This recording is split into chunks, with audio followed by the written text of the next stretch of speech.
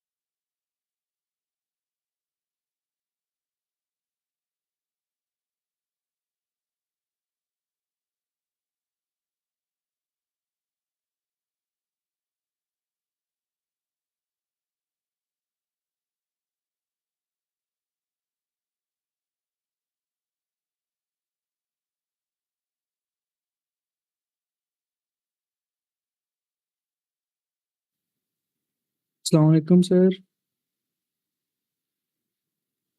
जी वालेकुम सलाम। मुजाहिद, स्टार्ट करें? यस सर, स्टार्ट करें आप लाइव हैं। All right, thank you very much. जी अस्सलाम वालेकुम टू एवरीवन। जी this is Majid, welcome to the MPT session. Hopefully कुछ स्टूडेंट्स हमें ज्वाइन कर चुके हैं जी लाइव सेशन में। सबसे पहले welcome to all of you इस लाइव सेशन के अंदर। बहुत सारे स्टूडेंट्स जो हैं वो हमें यूट्यूब पे भी अभी ज्वाइन कर रहे हैं साथ साथ। अच्छा, तो जनाबे वाला डियर स्टूडेंट्स, बड़े गौर से आपने चीज़ों को सुनने की कोशिश करनी है और कुछ समझने की कोशिश भी करनी है। ये जो सेशन है, लाइव सेशन आपकी क्लासेस का, एमपीटी की क्लासेस का, it always remains a difficult task कि आप 2-2.5 घंटे की क्लास के अंदर जो है वो मैक्सिमम जो है वो एमसीक्यूज आप कवर कर पाएँ। बट यू नो कि MCQs is are like ocean basically.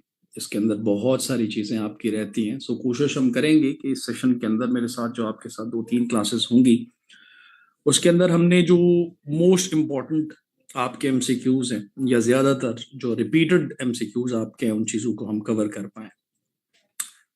सो मेरा ख्याल है जी we are good to start now. तो इम्पॉर्टेंट एमसीक्यूज जो हैं वो हमने कुछ करना है। बाकी इसके अलावा जो है एमसीक्यूज जब हम क्लास में कर रहे होते हैं तो obviously it will be opening windows for you people as well कि फर्दर आप इसके ऊपर चीज़ों को गो थ्रू भी करें, कंटेंट को पढ़ें, थ्योरेटिकल चीज़ों को पढ़ें और वहीं से आपके एमसीक्यूज जो हैं वो अटेम्प्ट हो पा रहे होंगे।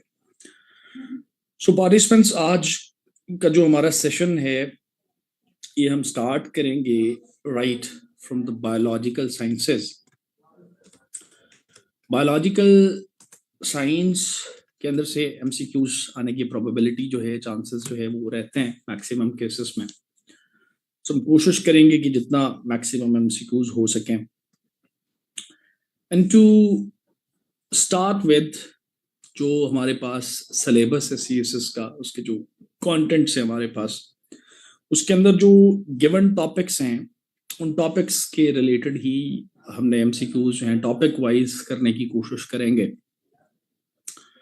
सो आज जो MCQs हम करेंगे वो आपके फर्स्ट टॉपिक जो सेल के नाम से मौजूद है हमारे सिलेबस में, तो उसके ऊपर कुछ इम्पोर्टेंट MCQs जो है पहले हम इसको ज़रा देख लें। इसको क्विकली ख़त्म करने के बाद इंशाल्लाह हम होपिंग सो कि आपको नेक्स्ट डोमेन की तरफ भी मैं लेके जाने में कामयाब हो जाऊंगा। सो सेल के ऊपर जो है हम अभी बात करने जा रहे हैं। देखें dear students, there are many dimensions किसी भी टॉपिक को लेके कि जिनको लेके MCQs आपके जो है वो डेवलप किए जा सकते हैं, बनाए जा सकते हैं। And when it comes to the cell, तो सबसे पहली चीज जो या स्टार्ट हम करें अगर सेल के ऊपर, तो पॉसिबिलिटी रह सकती है इस सेल के बारे में मुख्तलिफ तरह से MCQs की। फॉर इंस्टांस अगर हम इस वर्ड सेल को देखने की कोशिश करें, वर्ड सेल को देखने की कोशिश करें, ये जो वर्ड सेल है basically it has been derived from an other word, and that another word is cellular। हमारे से पूछा जा सकता है कि बताएं जनाब वर्ड सेल जो है वो किससे डिराइव है। ऑप्शंस में सेलुला भी हो सकता है, कोई और वर्ड्स भी इसी तरह के मिलते जुलते हो सकते हैं। तो हमें पता होना चाहिए कि जो वर्ड सेल है it has been derived from another word called cellula. बल्कि सिर्फ ये नहीं, अगर हम इसी को खींच के आगे लेके जाने की कोशिश करें तो ये जो वर्ड सेलुला है इसके मीनिंग पूछे जा सकते हैं कि बताएं जी इसका इस लफ्ज का मतलब क्या है बेसिकली। तो सेलुलर का मीनिंग अगर आप देखें तो इसका मतलब है स्मॉल रूम, छोटा सा कमरा। ये भी पॉसिबिलिटी रह सकती है कि हमारे से ये पूछा जाए कि जो सेलुलर का वर्ड है ये बेसिकली किस जुबान से लिया गया है। सेलुलर जुबान वर्ड जो है ये बेसिकली किस जुबान का लफ्ज है। तो it is a Latin word basically. The word cell itself अगर आप देखें तो it has been derived from a Latin word, and that word is cellula, and which means the small room basically।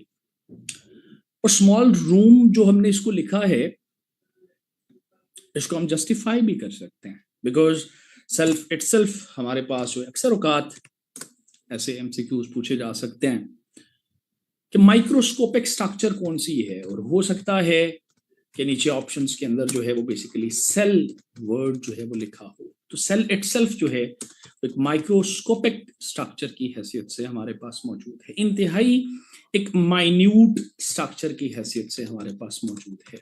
और ये वो स्ट्रक्चर है जिसे हम नेकेड आई से नहीं देख सकते। It can not be scene, it can not B observed through a naked eye. हम इसको आम आंख से हरगिज नहीं देख सकते। यहाँ से भी मल्टीपल एंगल से MCQs एग्जामिनर्स सेट कर सकते हैं। हो सकता है लिखा हो कि सेल इज अ, आगे नीचे ऑप्शंस में कहीं माइक्रोस्कोपिक स्ट्रक्चर हो, या इससे मिलता जुलता कोई और लफ्ज लिखा हो, बोथ एंड बी का ऑप्शन हो, नन ऑफ दीज का ऑप्शन हो। तो हमें पता होना चाहिए कि सेल इटसेल्फ जो है एक माइक्रोस्कोपिक स्ट्रक्चर है जिसे हम आम आंख से नहीं देख सकते। बल्कि आम आंख से नहीं देख सकते, इसको लेके भी MCQ जो है वो बन सकता है। हो सकता है लिखा हो कि जी ऊपर स्टेटमेंट आपकी मेंशन हो कि जी which thing can not be seen with the naked eye, और नीचे ऑप्शंस के अंदर सेल भी मेंशन हो। तो अगर हमें पता है कि भाई हाँ सेल एक माइक्रोस्कोपिक स्ट्रक्चर है जिसे हम आम आंख से नहीं देख सकते, तो सेल के ऊपर हम टिक करके आ सकते हैं। बल्कि सिर्फ ना सही ये नहीं, एट द सेम टाइम अगर हम थोड़ा सा देखें तो देखिए बायोलॉजी इटसेल्फ एक बहुत बड़ी हमारे पास फील्ड ऑफ स्टडी है, और इसके अंदर फर्दर हमने इसकी ब्रांचेस में भी इसको डिवाइड किया हुआ है। लेकिन अगर आप सेल के कॉन्टेक्स्ट में देखें तो सेल को स्टडी करने के लिए, सेल को समझने के लिए पूरी की पूरी एक बायोलॉजी की ब्रांच हमारे पास मौजूद है जिसे हम सेल बायोलॉजी का नाम देते हैं। या इसी सेल बायोलॉजी का एक दूसरा नाम जो है वो बेसिकली साइटोलॉजी के नाम से भी याद किया जाता है। यानी हम ये लिख सकते हैं कि भाई ये जो साइटोलॉजी है या सेल बायोलॉजी है, it is all about the study of cell. इसके अंदर आप सेल के ऊपर फोकस करते हैं, सेल को आप रिसर्च का हिस्सा बनाते हैं। तो ठीक है, बुनियादी तौर पे आपने कहा कि वर्ड सेल जो है वो सेलुला से डिराइव हुआ। सेलुला का मतलब स्मॉल रूम है, सेलुला एक लैटिन वर्ड है और सेल एक माइक्रोस्कोपिक स्ट्रक्चर है जो नेकेड आंख से नहीं देखी जा सकती। और इसको स्टडी करने के लिए, इसको समझने के लिए हमारे पास एक फुल फ्लेज ब्रांच मौजूद है जो बेसिकली सेल बायोलॉजी या साइटोलॉजी के नाम से मौजूद है।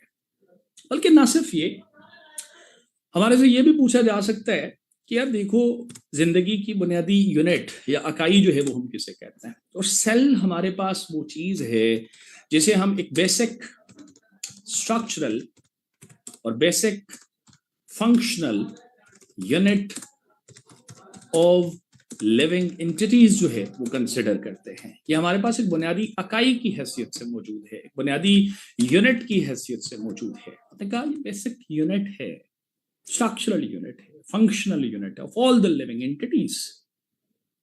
हमारे से ये भी पूछा जा सकता है कि जनाब बताएं, सेल जो है वो सबसे पहले जो है वो डिस्कवर कब हुआ, किसने किया?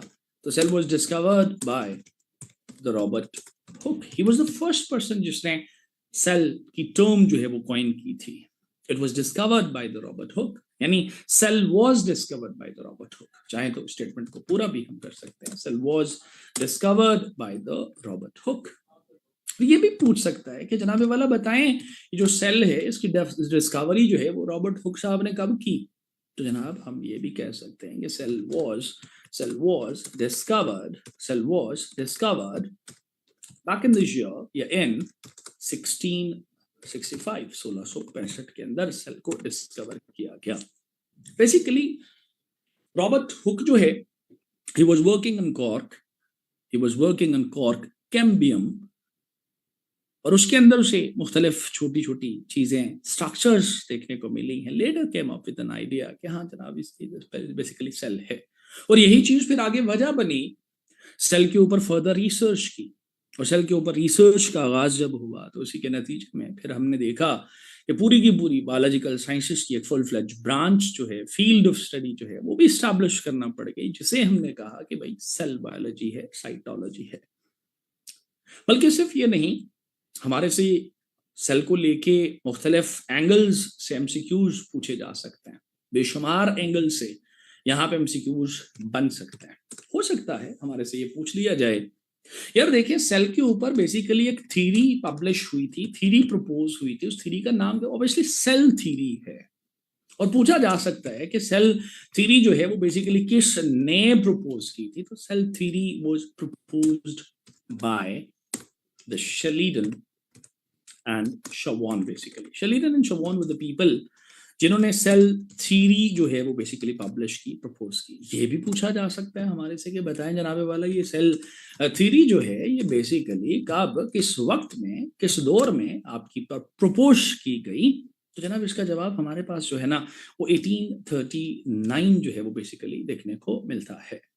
और हमारे से ये भी पूछा जा सकता है, बताएं ये जो सेल थ्योरी जिन लोगों ने प्रपोज की है, यानी कि शलीडन एंड शवान है, तो ये शलीडन एंड शवान की नेशनैलिटी क्या थी? थोड़ा सा पता होना चाहिए ना कि जनाब ये जर्मन्स थे। और अगर ये पूछ ले कि भाई जर्मन्स थे तो लेकिन थे क्या, बेसिकली ये जर्मन बायोलॉजिस्ट थे शलीडन एंड शवान, जिन्होंने जो है वो सेल थ्योरी जो है वो प्रपोज की, सेल थ्योरी जो है वो बेसिकली पब्लिश की। शलीडन एंड शवान जो है जर्मन बायोलॉजिस्ट थे। तो ठीक है, जर्मन बायोलॉजिस्ट थे, इन्होंने सेल थ्योरी प्रपोज कर दी। एट द सेम टाइम हमारे से ये भी पूछा जा सकता है कि यार बताओ ये जो सेल है इसके अंदर ऑब्वियसली मुख्तलिफ चीजें मौजूद हैं। एम तो नहीं इसको कहा हमने कि ये बेसिक स्ट्रक्चरल यूनिट है, फंक्शनल यूनिट है। हमारे से पूछा जा सकता है कि यार बताएं ये जो सेल है इसके बाहर एक आउटर कवर मौजूद होता है, आउटर कवरिंग मौजूद होती है, तो वो कौन सी है? तो लेकिन यहाँ पे थोड़ा सा सोच के समझ के चीजों को करने की जरूरत रहेगी। When it comes to the outer coverings of the cell, तो पार्टिसिपेंट्स एक तो हमें सेल वॉल देखने को मिलेगी, क्योंकि सेल वॉल है जो हमें प्लांट सेल्स के अंदर मौजूद मिल रही होती है, एनिमल सेल्स के अंदर एब्सेंट मिलती है। At the same time covers में आप देखें तो हमारे से ये भी पूछा जा सकता है कि बताएं एनिमल सेल को लेके एनिमल सेल के अंदर जो आउटर मोस्ट लेयर है, आउटर मोस्ट कवरिंग है, वो बेसिकली कौन सी है? तो जनाबे वाला हमें पता होना चाहिए ना यार, देखो इसका नाम ना प्लाज्मा मेम्ब्रेन है या इसी का नाम ना सेल मेम्ब्रेन भी देखने को मिलता है। तो ठीक है, आउटर कवर्स हैं। हमारे से ये भी पूछा जा सकता है और पूछा जा चुका भी है कि जनाब ये बताओ कि जो सेल वॉल हमारे पास मौजूद है, प्लांट सेल के अंदर मौजूद है, ये इसकी कंपोजिशन क्या है, ये किस चीज से मिलके बनी हुई है? तो when it comes to the composition of cell wall, तो आपको पता होना चाहिए कि सेल वॉल जो है it is made up of cellulose. Cellulose basically cell wall के अंदर एक चीफ कॉन्स्टिट्यूएंट की हैसियत से हमें मौजूद मिल रहा होता है, चीफ कॉन्स्टिट्यूएंट की हैसियत से मौजूद मिल रहा होता है, यानी सबसे ज्यादा जो मिकदार है वो बेसिकली सेलुलोज की इसके अंदर मौजूद मिलती है। तो ठीक है जी, सेल वॉल है, आपने कहा जी प्लांट सेल में है, आपने कहा जी एनिमल सेल में एब्सेंट होती है। तो भाई जान हमारे से ये भी तो पूछा जा सकता है ना कि जनाब ये जो सेल मेम्ब्रेन है या प्लाज्मा मेम्ब्रेन है उसकी कंपोजिशन को लेके क्या सूरत हाल है? तो भाई सेल मेम्ब्रेन की कंपोजिशन को देखें ना तो जनाबे वाला सेल मेम्ब्रेन जो है ना it is mainly made up of lipids and the proteins, lipids and proteins से मिलके बने। कार्बोहाइड्रेट्स भी हैं बड़ी थोड़ी सी मिकदार में, कॉन्जुगेटेड फॉर्म में। हमारे से ये पूछा जा सकता है कि जनाबे वाला बताओ ये जो सेल है, सेल की जो प्रोटेक्शन है उसके अंदर रोल किस चीज का देखने को मिलता है? तो पता होना चाहिए ना, in case of animal cell कहें तो ये सेल मेम्ब्रेन ही हमें देखने को मिलेगी, लेकिन in case of plant cell हमें देखने को देखें तो इसी हमें सेल वॉल भी देखने को मिलेगी। तो अच्छा ठीक है, सेल को प्रोटेक्शन देना इन मेम्ब्रेन्स का काम है, इन आउटर कवर्स का काम है। और ये भी पूछा जा सकता है कि जनाब बताएं वो एक मॉडल प्रपोज हुआ था फ्लूइड मोज़ेक मॉडल, तो फ्लूइड मोज़ेक मॉडल जो है ना वो किस चीज के रिलेटेड है, किस चीज को रेफर कर रहा है? तो जनाब फ्लूइड मोज़ेक मॉडल जो है ना it was proposed regarding the cell membrane, basically cell membrane, plasma membrane के related fluid mosaic model propose हुआ। समटाइम ऐसे करके भी एमसीक्यू पूछा जा सकता है, पूछा जा चुका है कि यार बताओ ये जो सेल है इसके अंदर एक फास्फोलिपिड बाइलेयर होती है, उसका नाम क्या है ना? तो कोई परेशानी वाली बात नहीं है जनाबे वाला, ये जो फास्फोलिपिड बाइलेयर है ना, फास्फोलिपिड बाइलेयर है ना, ये बेसिकली हम सेल मेम्ब्रेन को ही कह रहे होते हैं, सेल मेम्ब्रेन या प्लाज्मा मेम्ब्रेन को ही कह रहे होते हैं। ठीक है, फास्फोलिपिड बाइलेयर, डबल लेयरिंग होती है बेसिकली इसके अंदर लिपिड्स की। अब मैं यहाँ पे आपको थ्योरेटिकली तो समझा नहीं सकता डायग्राम बना के कि हाँ भाई ये है, क्योंकि वो तो एक अलग चीज है। अभी तो हमने कोशिश करनी है कि मैक्सिमम से मैक्सिमम एमसीक्यूज हम कर सकें और एमसीक्यूज करते हुए मैक्सिमम विंडोज आपके जहन के अंदर खोली जाएंगे, भाई ऐसे ऐसे एमसीक्यूज आने के चांसेस हैं या होते हैं।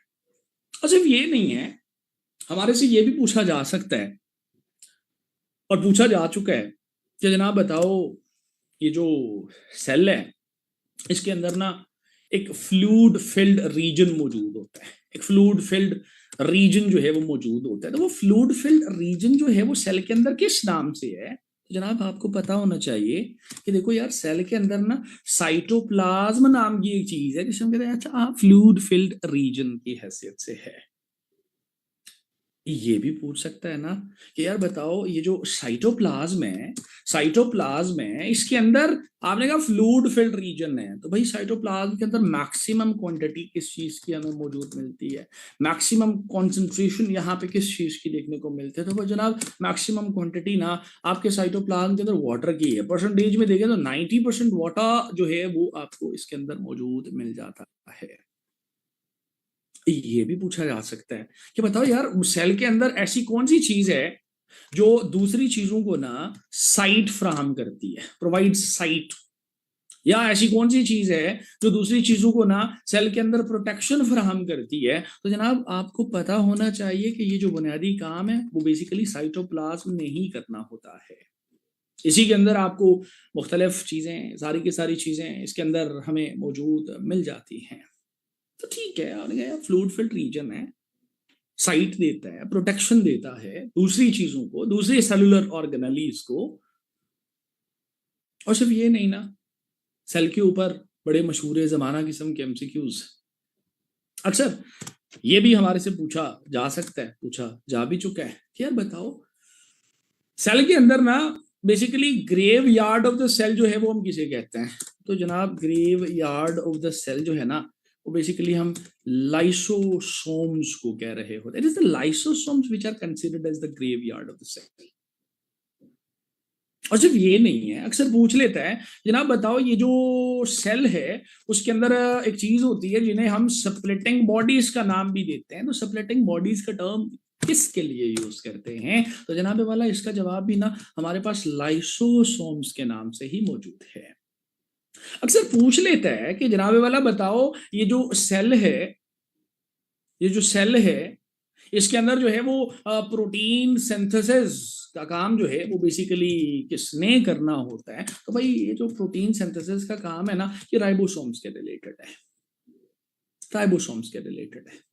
अक्सर पूछ रहा होता है कि यार बताओ ये जो राइबोसोम्स हैं, राइबोसोम्स बेसिकली किस चीज के साथ अटैच होते हैं? तो हमें पता है ना ribosomes remains attached with RER, rough endoplasmic reticulum. पूरा लिख देता हूं यहाँ पे, रफ एंडोप्लाज्मिक रेटिकुलम। और रफ एंडोप्लाज्मिक रेटिकुलम लिखा भाई, अक्सर पूछ लेता है कि बताओ यार ये जो सेल है, ये जो सेल है इसके अंदर बेसिकली ना हमें एक नेटवर्क देखने को मिलता है, नेटवर्क ऑफ सिस्टरने देखने को मिलता है। तो ये जो नेटवर्क ऑफ सिस्टरने है इसका नाम क्या है? तो भाईजान कोई परेशानी वाली बात नहीं है, एंडोप्लाज्मिक रेटिकुलम इसी का नाम है। अच्छा ठीक है, एंडोप्लाज्मिक रेटिकुलम नेटवर्क ऑफ सिस्टरने का ही नाम हमें देखने को मिलता है। तो ठीक है, आपने कहा यार सेल है, सेल के अंदर मुख्तलिफ चीजें मौजूद हैं और ये एमसीक्यू अभी 26 हो गए हैं और मेरा पेज खत्म हो गया और मैं नए पेज पे जा रहा हूँ, नए पेज पे जा रहा हूँ। और नए पेज पे ये सेव शेव करने वाला चक्कर नहीं होता जी मेरे से, तो मैं इसको बोर्ड को साफ करूंगा और साफ करके आगे बढ़ूंगा। आई मीन टू से कि बोर्ड जो है वो बेसिकली अलग से साफ करके आगे बढ़ूंगा, बल्कि मैं कोशिश करता हूँ इसको थोड़ा सा सेव करने की। ओके, और इसको साफ करें अगर, just give me a moment, just hold on, just hold on like this, ऐसे करके इसको साफ कर लिया। अब साफ करने के बाद दोबारा से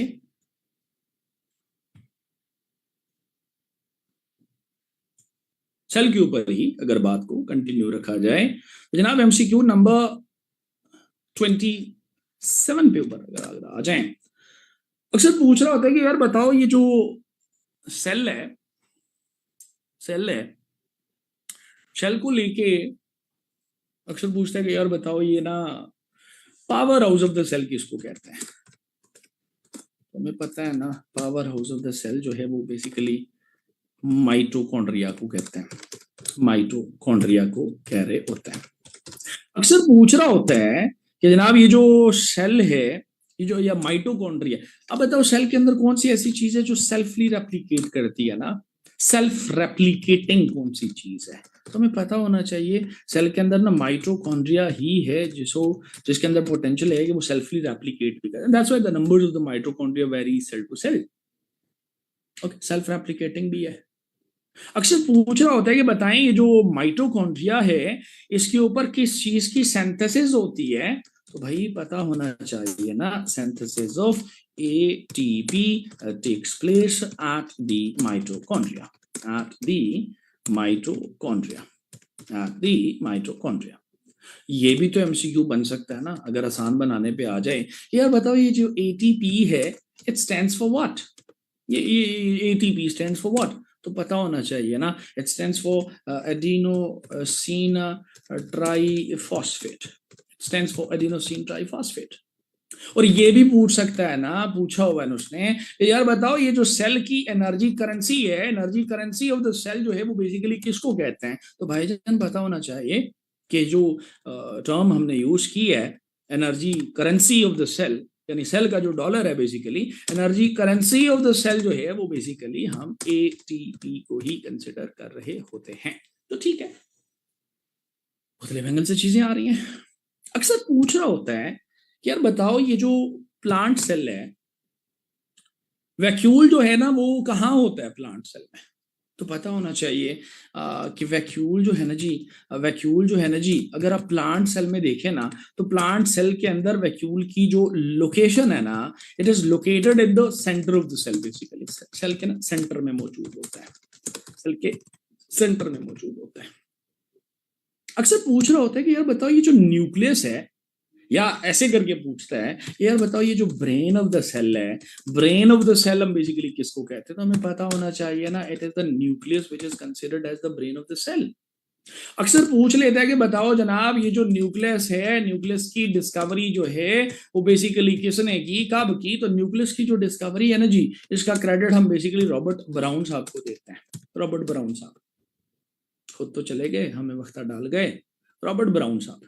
और ये रॉबर्ट ब्राउन साहब हैं, इन्होंने कब जो है वो न्यूक्लियस को डिस्कवर किया? जनाब 1831 का दिया। लगे एमसीक्यू बन सकता है कि जनाब देखो जो न्यूक्लियस की डिस्कवरी है within the cell nucleus की जो डिस्कवरी है ये कब होती है? ये 1831 के अंदर हुआ, 1831 में, जिस वक्त हमारे यहाँ जो है वो बेसिकली हम जंग आज़ादी की तैयारी कर रहे थे, आई मीन टू से 1857 की वॉर ऑफ इंडिपेंडेंस की तैयारियां चल रही थी, उस वक्त वहां पे रॉबर्ट ब्राउन साहब जो है वो न्यूक्लियस को डिस्कवर कर रहे थे। तो ठीक है, बल्कि सिर्फ ये नहीं है, ये भी एमसीक्यू हमारे से पूछा जा सकता है ना जनाबे वाला, पूछ सकते हैं यार बताओ कौन सी ऐसी चीज है जो प्लांट सेल में होती है और एनिमल सेल में नहीं होती? तो पता होना चाहिए प्लास्टिड्स कुछ चीजें हैं जो यूनिक हैं, आपके डिफरेंसेस भी हैं प्लांट और एनिमल सेल के अंदर, लेकिन अभी मैं प्लास्टिड्स को कोट कर रहा हूं। प्लास्टिड्स जो है ना जी, they remain absent in case of animal cell. Animal cell में ये मौजूद नहीं होते हैं। ये भी तो पूछ सकता है ना, और पूछा भी हुआ है उसने कि जनाबे वाला बताओ ये जो क्लोरोप्लास्ट नाम की एक चीज होती है, क्लोरोप्लास्ट कहाँ पे होता है? तो हमें पता होना चाहिए ना भाई, it is located in the green parts, basically green parts के अंदर मौजूद है, स्पेसिफिकली थोड़ा सा देखें तो लीव्स के अंदर। और पूछ सकता है ना, पूछा भी हुआ है ना, यार बताओ ये जो क्लोरोप्लास्ट है इसका काम क्या है? तो भाई इसका काम जो है वो फोटोसिंथेसिस के प्रोसेस के अंदर हेल्प करना है। अच्छा, फोटोसिंथेसिस, ये भी तो पूछ सकता है भाई हमारे से। और ये पूछा भी हुआ उसने भाई हमारे से कि यार बताओ ये जो क्लोरोफिल नाम की एक चीज होती है, एक क्लोरोफिल नाम की एक चीज होती है, वो कहाँ पे होती है? अक्सर पूछता है यार ग्रीन पिगमेंट है, एक ऊपर लिखा ग्रीन पिगमेंट इज, नीचे लिखा होगा क्लोरोफिल लिखा होगा, कुछ और लिखा होगा, तो पता आना चाहिए ना क्लोरोफिल है जिसको ग्रीन पिगमेंट कहते हैं। और ये भी तो पूछ सकता है ना जनाब कि जो क्लोरोफिल है, ये कहाँ पे मौजूद होता है, किस चीज के अंदर मौजूद है? तो भाई ये जो पीछे लिखा हमने ना पहले कि अच्छा ये जो क्लोरोफिल है ना, इट इज लोकेटेड या it is present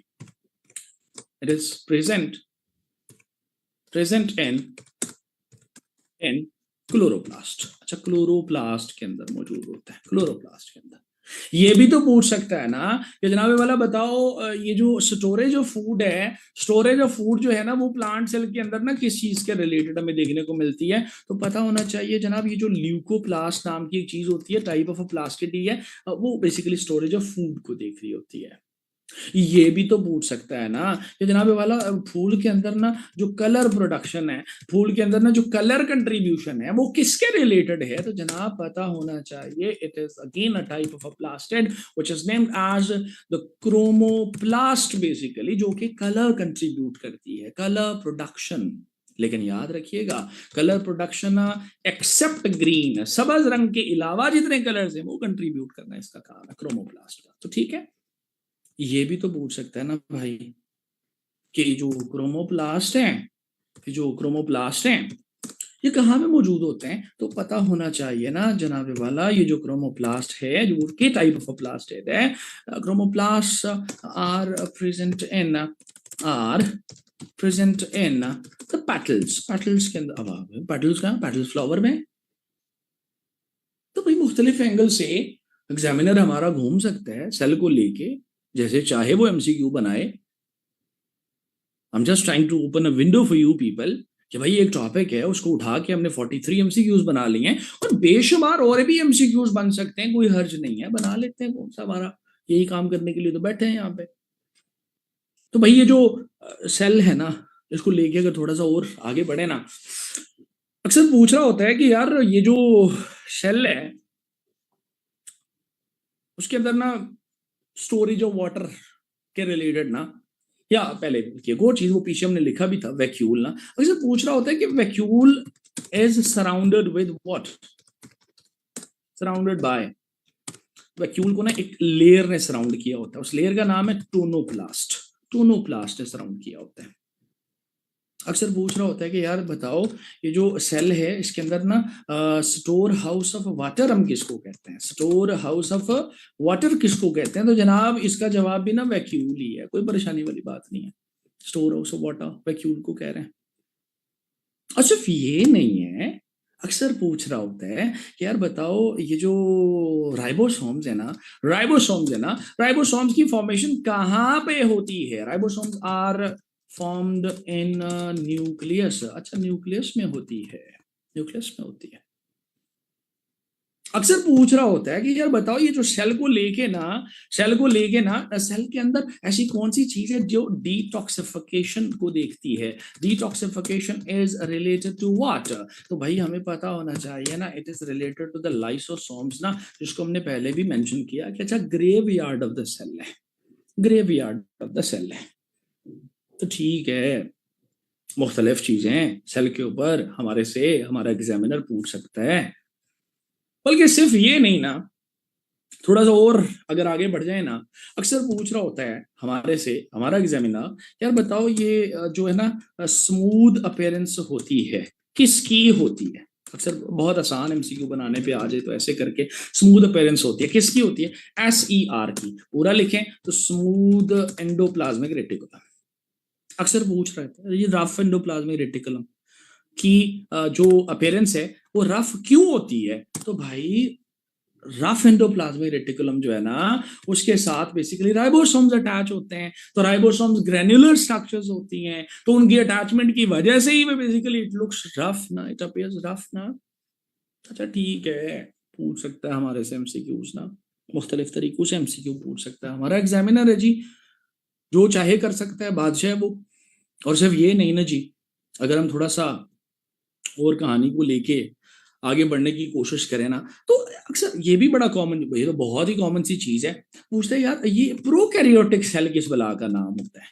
prokaryotic cell जो है वो कौन सा होता है? तो पता होना चाहिए यार, ये जो सिंगल सेल्ड होते हैं ना organism, single cell basically unicellular ना, जिनके अंदर ना न्यूक्लियस नहीं होता, बेसिकली इनके अंदर न्यूक्लियोइड होता है, वो बेसिकली वहां पे डीएनए वीएनए जो मौजूद मिलता है हमें, lakhs nucleus, well defined nucleus इनके अंदर नहीं होता।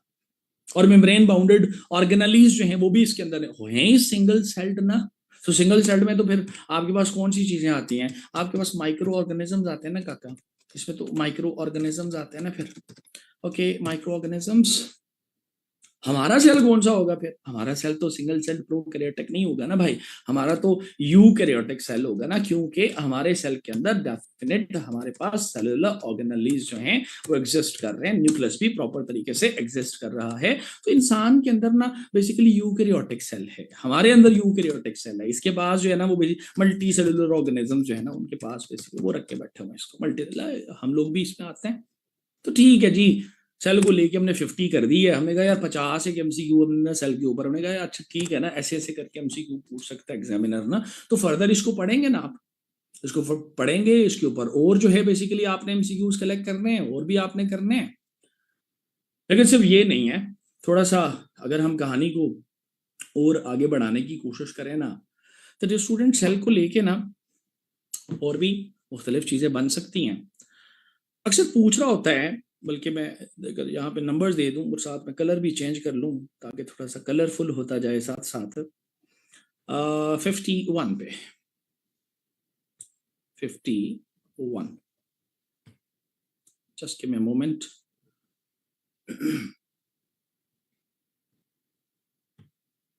Just give me a moment. Okay, now it's okay जी, ये हो गया. Okay, 51. देखो सेल को लेके ना, और अगर हम एमसीक्यूज बनाने की कोशिश करें तो हमारे पास ये भी एक बन सकता है कि यार सेल के अंदर ना गोल्जी कम्प्लेक्स नाम की एक चीज होती है. पूछ सकता है कि गोल्जी कम्प्लेक्स क्या है ना, तो पता होना चाहिए कि गोल्जी कम्प्लेक्स सेल के अंदर तो होते हैं. बेसिकली ये एक network, basically they consist of vesicles के ऊपर मुश्तमिल होता है. वेसिकल्स के ऊपर गोल्जी कम्प्लेक्स. पूछ सकता है कि भाई बताओ ये जो गोल्जी कम्प्लेक्स है ना, ये बेसिकली किसने डिस्कवर किया था. ये तो बहुत ही आसान है. गोल्जी कम्प्लेक्स जो है ना, it was discovered by Camillo Golgi. नाम में ही जवाब है इसके. Camillo Golgi was a person जिसने गोल्जी कम्प्लेक्स को जो है वो बेसिकली डिस्कवर किया था. Camillo Golgi was the person जिसने गोल्जी कम्प्लेक्स को डिस्कवर किया था. तो ठीक है, सेल को लेके मल्टीपल एंगल से एमसीक्यूज पूछे जा सकते हैं.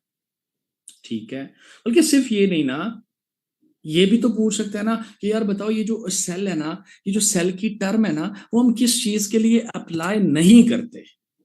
देखो एग्जामिनर है, कुछ भी कर सकता है हमारा एग्जामिनर. हमारे तो वो तो नहीं चाहेगा कि हम जो है ना अच्छे से पास हो जाएं, तो मुश्किल भी चीज कर सकता है ना हमारे लिए थोड़ी सी. तो वो पूछ सकता है हमारे से कि यार सेल जो है ना, या दी सेल जो है is not applied for what, किसके लिए अप्लाई नहीं होता. तो काका उसका जवाब ना वायरस है. वायरस ये भी पूछ सकता है.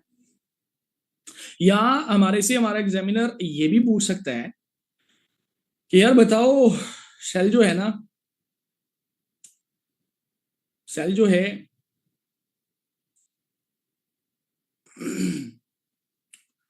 अक्सर पूछ रहा होता है कि यार बताओ ये जो डीएनए वगैरह है और आरएनए वगैरह है, इन चीजों की फॉर्मेशन कहाँ पे होती है. डीएनए एंड आरएनए, इनकी फॉर्मेशन कहाँ पे होती है. तो इसका जवाब ना हमारे पास न्यूक्लियस ही है. कोई परेशानी वाली बात नहीं है. या ये भी तो पूछ सकता है ना एग्जामिनर कि यार ये जो डीएनए है इट स्टैंड्स फॉर व्हाट. तो पता होना चाहिए ना भाई, it stands for D oxy ribo nucleic acid. D oxy ribo nucleic acid. ये भी तो पूछ सकता है ना कि यार बताओ ये जो आरएनए है इट स्टैंड्स फॉर व्हाट. आसान अगर बनाने पे आ जाए, अल्लाह करे आसान रखे चीजों को. आरएनए स्टैंड्स फॉर व्हाट, और आरएनए स्टैंड्स फॉर बताना यार राइबो न्यूक्लिक एसिड. सो पार्टिसिपेंट्स मुख्तलिफ एंगल से ना आपके सेल को लेके एमसीक्यूज बनाए जा सकते हैं, एग्जामिनर्स भी बना सकते हैं. तो इन एंगल्स को देखते हुए आपकी जो प्रिपरेशन है वो उस तरीके से होनी चाहिए. या इन एंगल्स को देख के ओवरऑल जो सेल ऑर्गेनलीज हैं, सेल की पूरी स्ट्रक्चर है, उसको जहन में रखते हुए जो है वो बेसिकली आपने सेल के ऊपर चीजों को एड्रेस करने की, पढ़ने की कोशिश करनी है. और सिर्फ ये नहीं है, अगर हम थोड़ा सा और आगे बढ़े ना, तो स्टूडेंट्स अक्सर जो है एक दो एमसीक्यूज की पॉसिबिलिटी रहती है, क्योंकि बायो की बात हम कर रहे हैं, तो अक्सर जो है बायो की ब्रांचेस को लेके एमसीक्यूज आने के चांसेस रहते हैं. तो बताओ यार ये ब्रांच है, नाम लिखा होता है आगे, फिर कह रहा होता है हाँ बताओ भाई ये ब्रांच ना किसके रिलेटेड है, किस चीज के रिलेटेड है, इसमें क्या चीज स्टडी की जाती है. तो हमें थोड़ा सा जो मशहूर बायो की ब्रांचेस हैं उनके ऊपर भी जो है वो पता होना जरूरी है. फॉर एग्जाम्पल अगर मैं स्टार्ट करूं यहाँ से 57 पे, अगर मैं चला जाऊँ नंबर 57 पे, बल्कि मैं थोड़ा सा गैप दे देता हूँ क्योंकि डायमेंशन थोड़ी सी चेंज हो रही है हमारी. 57 और 57 पे पहले अगर अक्सर पूरे एनाटमी ना, कि एनाटमी किस बला का नाम है, किस चीज की स्टडी है, तो कोई परेशानी वाली बात नहीं है. It is all about the study of the structure of living things and the parts as well. अच्छा, ये एनाटमी होती है जिसमें आप ना किसी लिविंग ऑर्गेनिज्म की स्ट्रक्चर के बारे में समझते हैं, स्ट्रक्चर को जानने की कोशिश करते हैं. अच्छा, एक और बड़ी मशहूर बायो की ब्रांच, मॉडर्न ब्रांच, एस्ट्रोबायोलॉजी। पूछ लेता भाई ये एस्ट्रोबायोलॉजी जो है ना, ये किस चीज के रिलेटेड है, ये क्या है बेसिकली ना, तो पता होना चाहिए। एस्ट्रोबायोलॉजी है ना जी काका, it is about study of the living universe basically. अच्छा, बात यूनिवर्स पे ले गए, यूनिवर्स पे ले गए, और सिर्फ यूनिवर्स पे नहीं रुके आप ना। ये तो बहुत ही आसान है कि जी ये बेसिकली ना आपकी ये जो बॉटनी है, ये जो फील्ड ऑफ स्टडी है, ये किसके रहे, ये तो बहुत ही आसान है, सबको पता है। It is all about the study of plants basically ना, बॉटनी स्टडी ऑफ प्लांट्स। देख लेते हैं, चले कोई बात नहीं, स्टडी ऑफ प्लांट्स बॉटनी है। अक्सर पूछ रहा होता है कि यार ये एक बायो की ब्रांच होती है, बायो इन्फॉर्मेटिक्स, तो ये किसके रिलेटेड है ना, तो काका आपको पता होना चाहिए कि जो बायो इन्फॉर्मेटिक्स है ना, बायो इन्फॉर्मेटिक्स है ना, इट इज अबाउट, इसमें आप कंप्यूटर साइंस को अप्लाई करते हैं, और कंप्यूटर साइंस को अप्लाई करते हुए आप बायोलॉजिकल इंफॉर्मेशन को इंटरप्रेट करने की कोशिश करते हैं। अच्छा, टेक्नोलॉजी का सहारा लेना है, ऑब्वियसली मॉडर्न ट्रेंड्स का, मॉडर्न टूल्स का सहारा लेना है, कंप्यूटर साइंस का यूज करना है, बायो में यूज करना है, तो ऐसे लिख सकते हैं ना यार, देखो it is about the study of interpreting biological information through या by using computer science. Computer को इस्तेमाल करते हुए, कंप्यूटर साइंस को इस्तेमाल करते हुए, जो कंप्यूटर साइंस वाले बच्चे हैं खुश हो जाओ, बायो में भी कंप्यूटर साइंस है भाई, इधर भी इस्तेमाल होती है, कोई नई चीज नहीं है आपके लिए बायो, घबराने की जरूरत नहीं है। जिनका कंप्यूटर साइंस में ओ जी हमने तो बायो कभी नहीं इससे पहले पढ़ा, तो हम क्या करेंगे, कैसे करेंगे, भाई आप कर सकते हैं, आप नहीं करेंगे तो कौन करेगा भाई, सीधी सी बात है।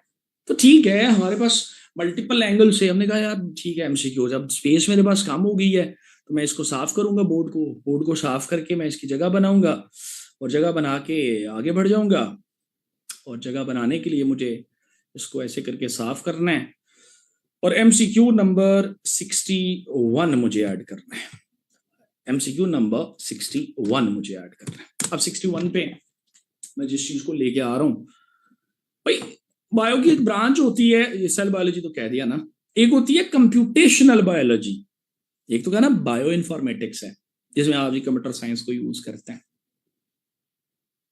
एक होती है कंप्यूटेशनल बायोलॉजी। दुनिया बहुत आगे चली गई है भाई, कंप्यूटेशनल बायोलॉजी भी आ गई है दुनिया में, कंप्यूटेशनल बायोलॉजी। अब ये क्या होती है, कोई परेशानी वाली बात नहीं है भाई, इसमें ना आप बायोलॉजिकल इंफॉर्मेशन को यूज करके ना, ऑब्वियसली बायोलॉजिकल सिस्टम्स के ऊपर ही आप इंफॉर्मेशन को यूज करते हैं, और आप ना एल्गोरिदम्स को डेवलप कर रहे होते हैं, यानी हल्का सा कंप्यूटर भी इन्वॉल्व है, कंप्यूटर साइंस इन्वॉल्व है इसके अंदर भी, बल्कि मैं पूरा लिख देता हूँ भाई, it is all about the study of किसकी, स्टडी ऑफ, पूरा लिख देते हैं, using study of using biological information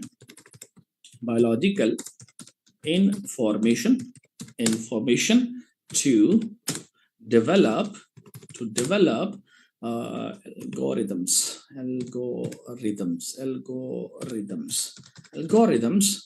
to comprehend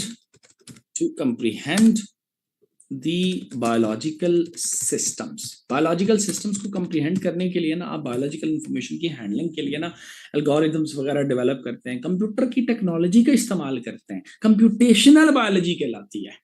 जबकि आपकी जो बायो इन्फॉर्मेटिक्स थी उसमें आप चीजों को इंटरप्रेट करते हैं, यहाँ पे कंप्रीहेंड कर रहे हैं, देयर इज अ डिफरेंस। और काका सिर्फ ये नहीं है ना, एक और बड़ी मशहूर बायो की ब्रांच है जिसको हम कहते हैं कंजर्वेशन बायोलॉजी। ओ भाई, कंजर्वेशन बायोलॉजी किसका नाम है, ये किस बला का नाम है, ये कहाँ से आ गई, कोई परेशानी वाली बात नहीं है जनाब वाला, it is all about the study of environmental conservation and biodiversity। ये भी लिख देता हूँ मैं यहाँ पे साथ में, बायोडाइवर्सिटी।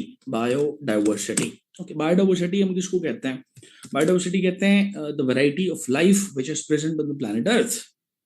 तो जमीन के ऊपर जो बायोडाइवर्सिटी है उसकी कंजर्वेशन को उसको स्टडी करने के लिए अलग से बायो की ब्रांच है और उस ब्रांच को हम कंजर्वेशन बायोलॉजी का नाम दे रहे हैं। और सिर्फ ये नहीं है भाई, दुनिया बहुत आगे निकल गई है, हम पीछे रह गए। और भाई एक बायो की ब्रांच है क्रोनोबायोलॉजी, कोरोना वायरस भूला नहीं होगा, आपको याद होगा। अब ना क्रोनोबायोलॉजी भी ब्रांच है बायो की। अब ये कौन सी ब्रांच है भाई, क्रोनोबायोलॉजी? कोई परेशानी वाली बात नहीं है जनाब वाला। It is about the study of effects, study of effects of time on biological events as well as internal biological rhythms। अच्छा, यहाँ पे ना टाइम का इम्पैक्ट हमने देखना है। बायोलॉजिकल सिस्टम्स जो है ना उनके ऊपर टाइम का, वक्त का जो असर है ना, वक्त हर किसी को के ऊपर असरअंदाज होता है, बायोलॉजिकल सिस्टम्स के ऊपर भी असरअंदाज होता है। तो बायोलॉजिकल सिस्टम्स के ऊपर ना जो वक्त के, टाइम के इफेक्ट्स है ना बेसिकली, उसको हम कहते हैं अच्छा यार इसके लिए ना क्रोनोबायोलॉजी हमारे पास मौजूद है।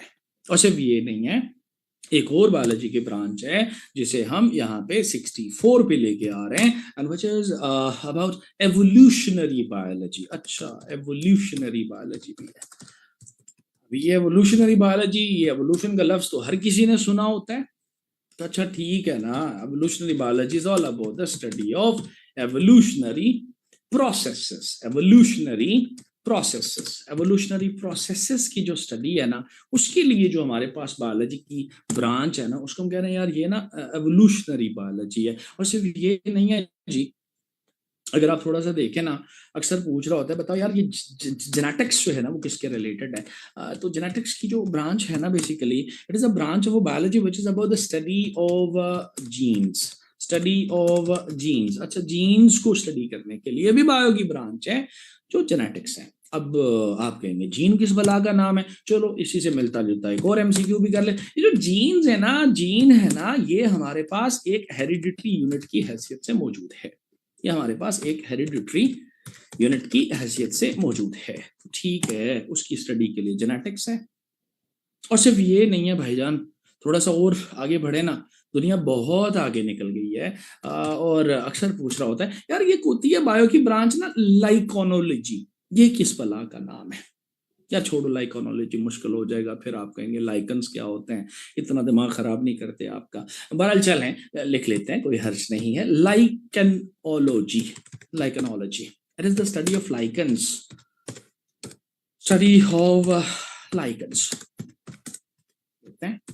और सिर्फ ये नहीं, अनदर 168 पे अगर आप देखें तो जनाब वाला हमारे पास ना एक बायो की ब्रांच है इम्यूनोलॉजी।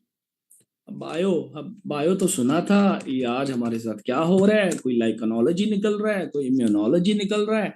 और बायो वाले बच्चे खुश हो रहे होंगे कि जनाब क्या, तो कुछ तो हमारे सब्जेक्ट के रिलेटेड चीजें आ रही हैं भाई। It is all about the study of the immune system, basically study of the immune system. आप देख रहे हैं नॉलेज की हैंडलिंग को आसान बनाने के लिए हमने बायो को आगे मेनी ब्रांचेस के अंदर डिवाइड किया हुआ है, मल्टीपल ब्रांचेस के अंदर डिवाइड किया हुआ है। और सिर्फ ये नहीं है जनाब, अगर आप थोड़ा सा और आगे बढ़े ना तो एक और जो है ना वो बेसिकली फील्ड ऑफ स्टडी जो हमें देखने को मिलती है 69 के ऊपर एमसीक्यू अगर लेके आ जाए ना, ये तो बहुत आसान है। खैर माइक्रो बायोलॉजी जो है, ये तो माइक्रो बायोलॉजी लिखा हुआ है तो ये तो पता होगा कि अच्छा यार it is all about the study of micro organisms basically study of micro organisms.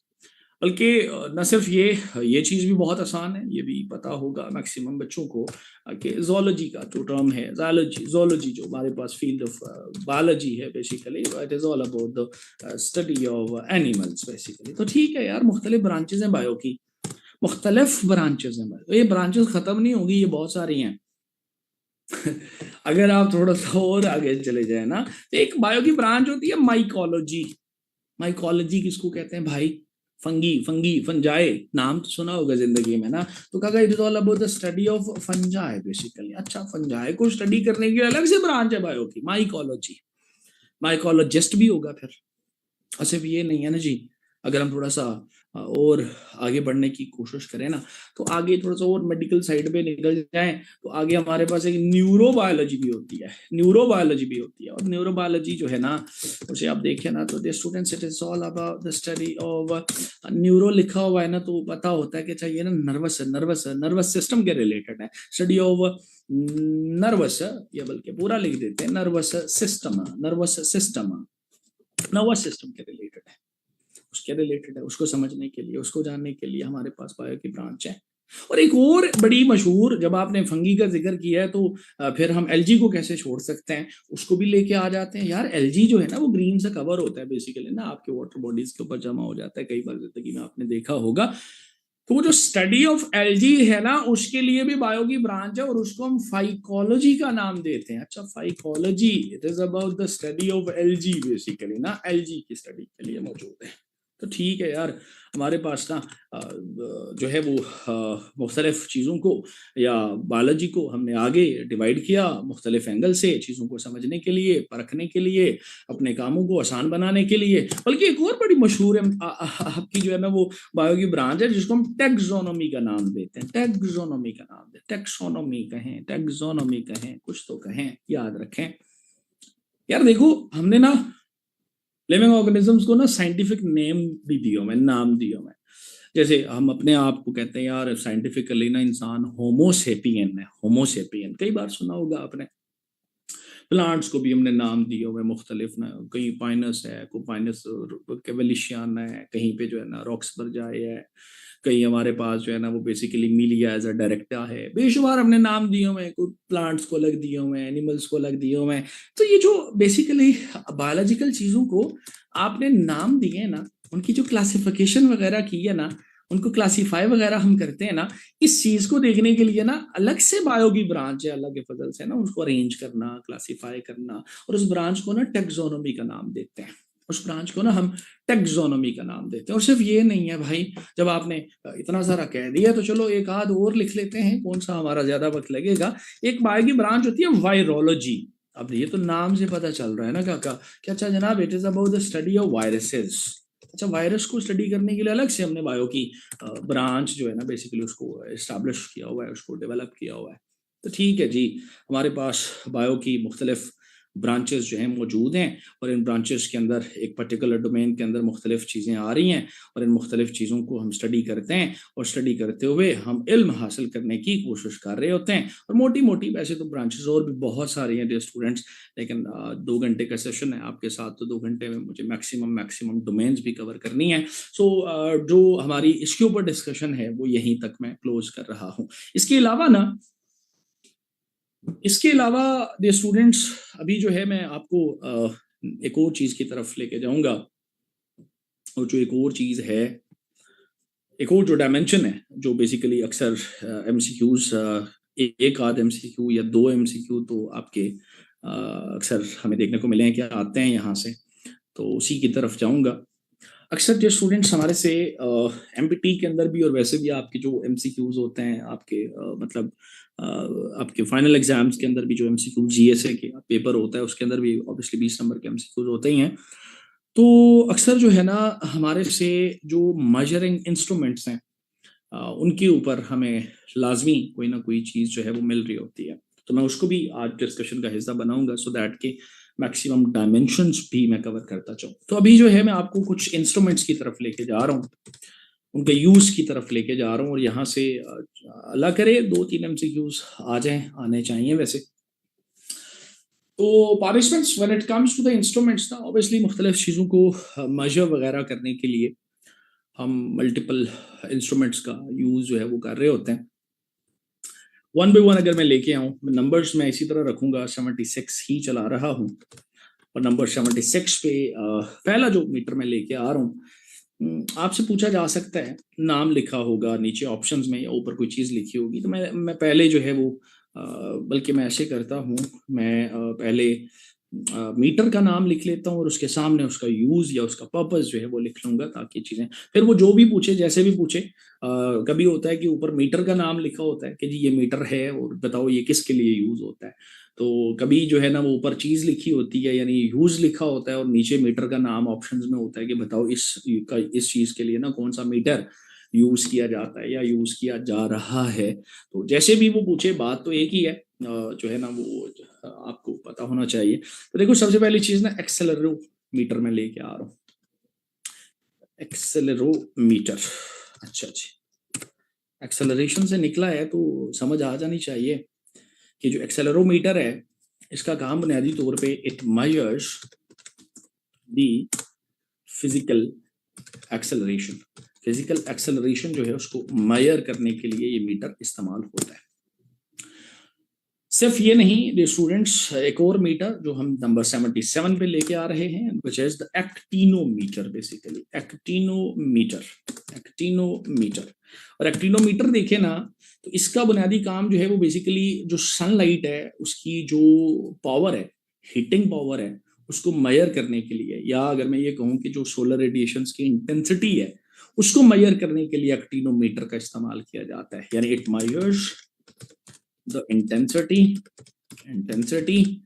of solar radiations या solar heat, जो पसंद आए आप लिख सकते हैं solar radiations। सिर्फ ये नहीं, अक्सर औकात ये पूछ रहा होता है, एक और भी 78 पे रख रहे हैं and if my memory is supporting, एक मीटर यूज होता है जो आपकी जो इलेक्ट्रिक करंट है उसको रिस्टोर करने के लिए यूज होता है, उसको एक्यूमुलेटर कहते हैं। एक्यूमुलेटर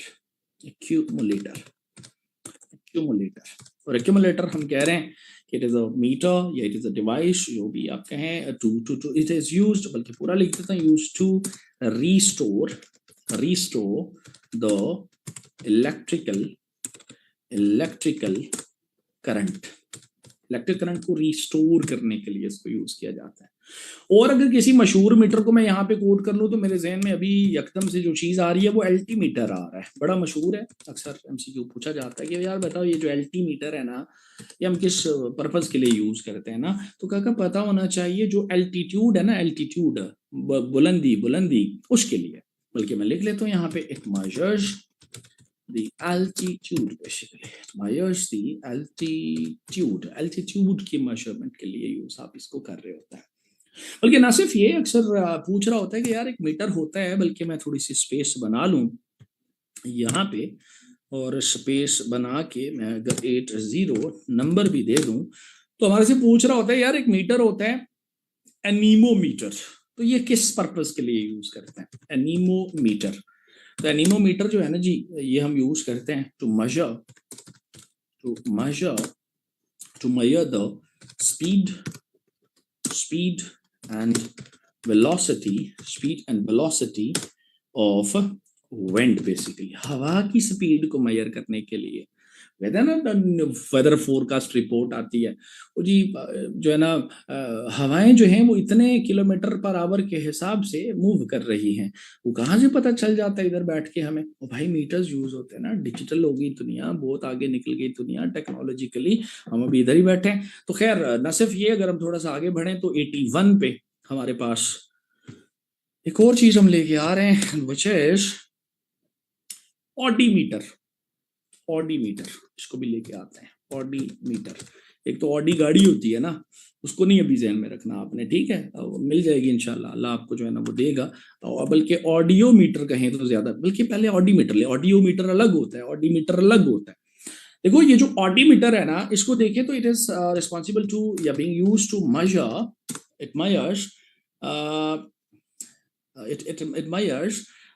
क्या कहते हैं उसको अपना, जो ऐसी आवाजें ना जो बहुत कम हमें सुनाई देती हैं उन्हें मेजर करने के लिए ऑडीमीटर हम यूज, इट मेजर्स हियरिंग, या ये भी लिख सकते हैं इट मेजर्स हियरिंग, और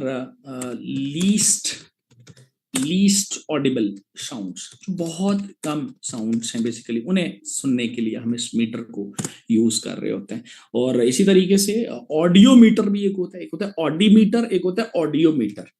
अभी जो ऑडियोमीटर है उसे आप देखें तो इसको यूज करने का पर्पस जो है basically it is responsible to measure it measures the क्या कहते हैं अपना, it measures the intensity of the sound basically, intensity of the sound basically, sound की इंटेंसिटी के लिए जो है उसको मेजर करने के लिए जो है वो बेसिकली ये यूज होता है। और सिर्फ ये नहीं है डियर स्टूडेंट्स, अक्सर हमारे से ये पूछ रहा होता है कि यार बताओ ये जो बेसिकली बैरोग्राफ है ना, ये हम किस पर्पस के लिए यूज करते हैं। तो डियर स्टूडेंट्स आपको पता होना चाहिए कि जो बैरोग्राफ है ज्योग्राफिकल टर्म है, ज्योग्राफी के अंदर यूज होता है, इन्वायरमेंटल साइंस के अंदर भी यूज होता है। बैरोग्राफ जो है ना basically it measures the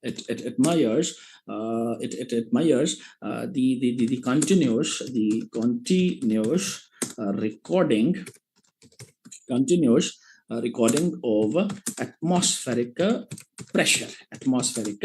pressure।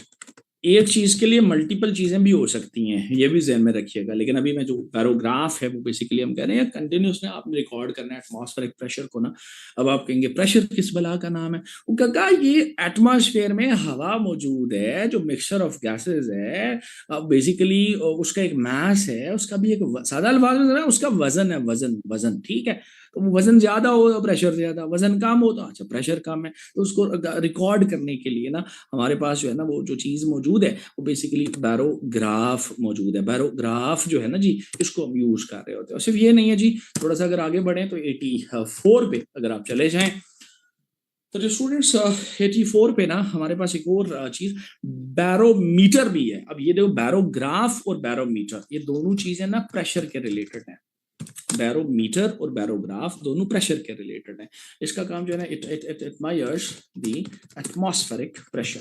अब देखो फर्क नजर आ रहा है, उधर आप कंटिन्यूअस बेसिस के ऊपर आप जो मेजर करने के लिए यूज है बैरोग्राफ ना, अच्छा लगा देते हैं ग्राफ, बताता रहता है उसके ऊपर फिगर बनती रहती है, ये तो मीटर है डायरेक्टली हमें बताएगा हाँ भाई ये सूरत हाल चल रही है।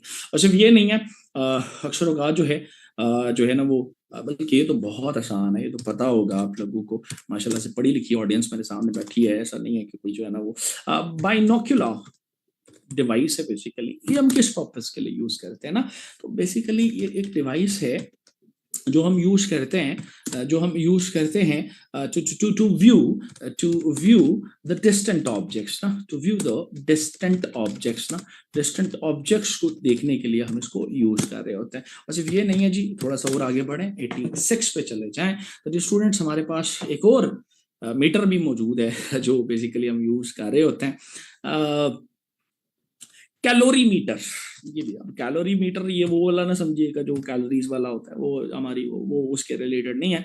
इसको यहाँ पे लेके आ रहे हैं कैलोरी मीटर। और ये कैलोरी मीटर जो है ना जी इसका काम होता है हीट की क्वांटिटी को मेजर करना। It measures the quantity of heat basically, it measures the quantity of heat basically। और सिर्फ ये नहीं है dear students, और भी बहुत सारी चीजें हैं। बड़ा मशहूर एक चीज है, ये भी बायो के रिलेटेड आ रही है, तो चाहे तो नोट कर सकते हैं इसको भी। नंबर 87 पे देखें, कार्डियोग्राम, हार्ट स्पेशलिस्ट हैं, कार्डियोग्राम बेसिकली हम किसके लिए यूज करते हैं जी, आपकी जो हार्ट है उसकी मूवमेंट्स को ट्रेस करने के लिए जो है वो बेसिकली इसको हम यूज करते हैं। और ये चीजें कार्डियोग्राफ के ऊपर जो है ना बेसिकली रिकॉर्ड होती रहती हैं। मैं लिख देता हूँ यहाँ पे, इट इज रिस्पॉन्सिबल या it traces the movement of heart basically, movement of heart जो है उसको बेसिकली ट्रेस करने के लिए आप इसको यूज करते हैं। स्पेलिंग गलत कर दिया मैंने, मैं ठीक कर लेता हूँ इसको, सॉरी टाइपिंग मिस्टेक है, अब क्या करें।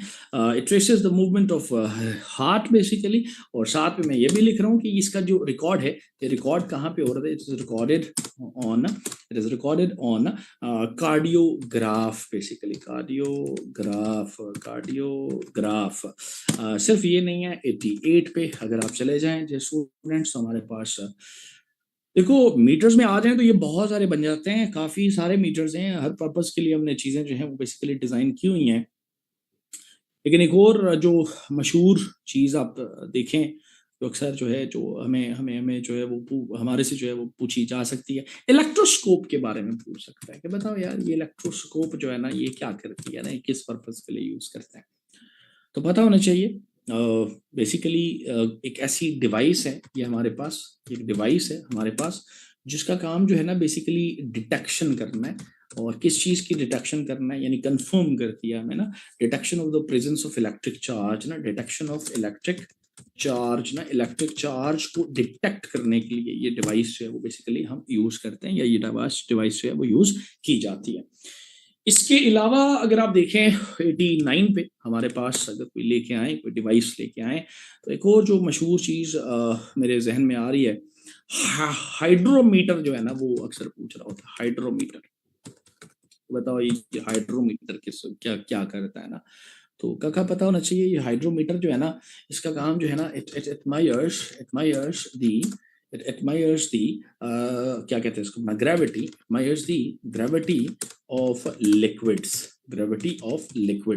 ग्रेविटी ऑफ लिक्विड्स उसको मेजर करने के लिए इसे आप यूज करते हैं।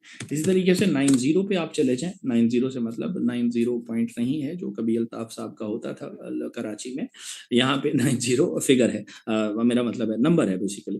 अब 90 पे आप देखें तो हाइड्रोमीटर के बाद अब देखें ना, तो हमारे पास एक होता है हाइग्रोमीटर। ये भी तो है ना यार, हाइग्रोमीटर। अब ये जो हाइग्रोमीटर है, इसे आप देखें तो ये ना हवा के अंदर जो नमी होती है, नमी ह्यूमिडिटी, उसको मेजर करने के लिए होता है बेसिकली। नमी जो ह्यूमिडिटी होती है उसको मेजर करने के लिए होती है। it measures the humidity basically, it measures the humidity को मेजर करने के लिए। सो पार्टिसिपेंट्स तकरीबन 90 MCQs हुए हैं अभी तक हमारे। कोशिश है कि जितने मैं मैक्सिमम कर सकूं। आगे बढ़ते हैं और स्पेस बनाते हैं, बोर्ड पे जगह बनाते हैं पहले, और जगह बना के इसको साफ करना पड़ेगा बोर्ड को, और साफ करके MCQ नंबर 91 पे अगर हम चले जाएं, just hold on, give me a moment, थोड़ा सा मैं पानी पीना है जी।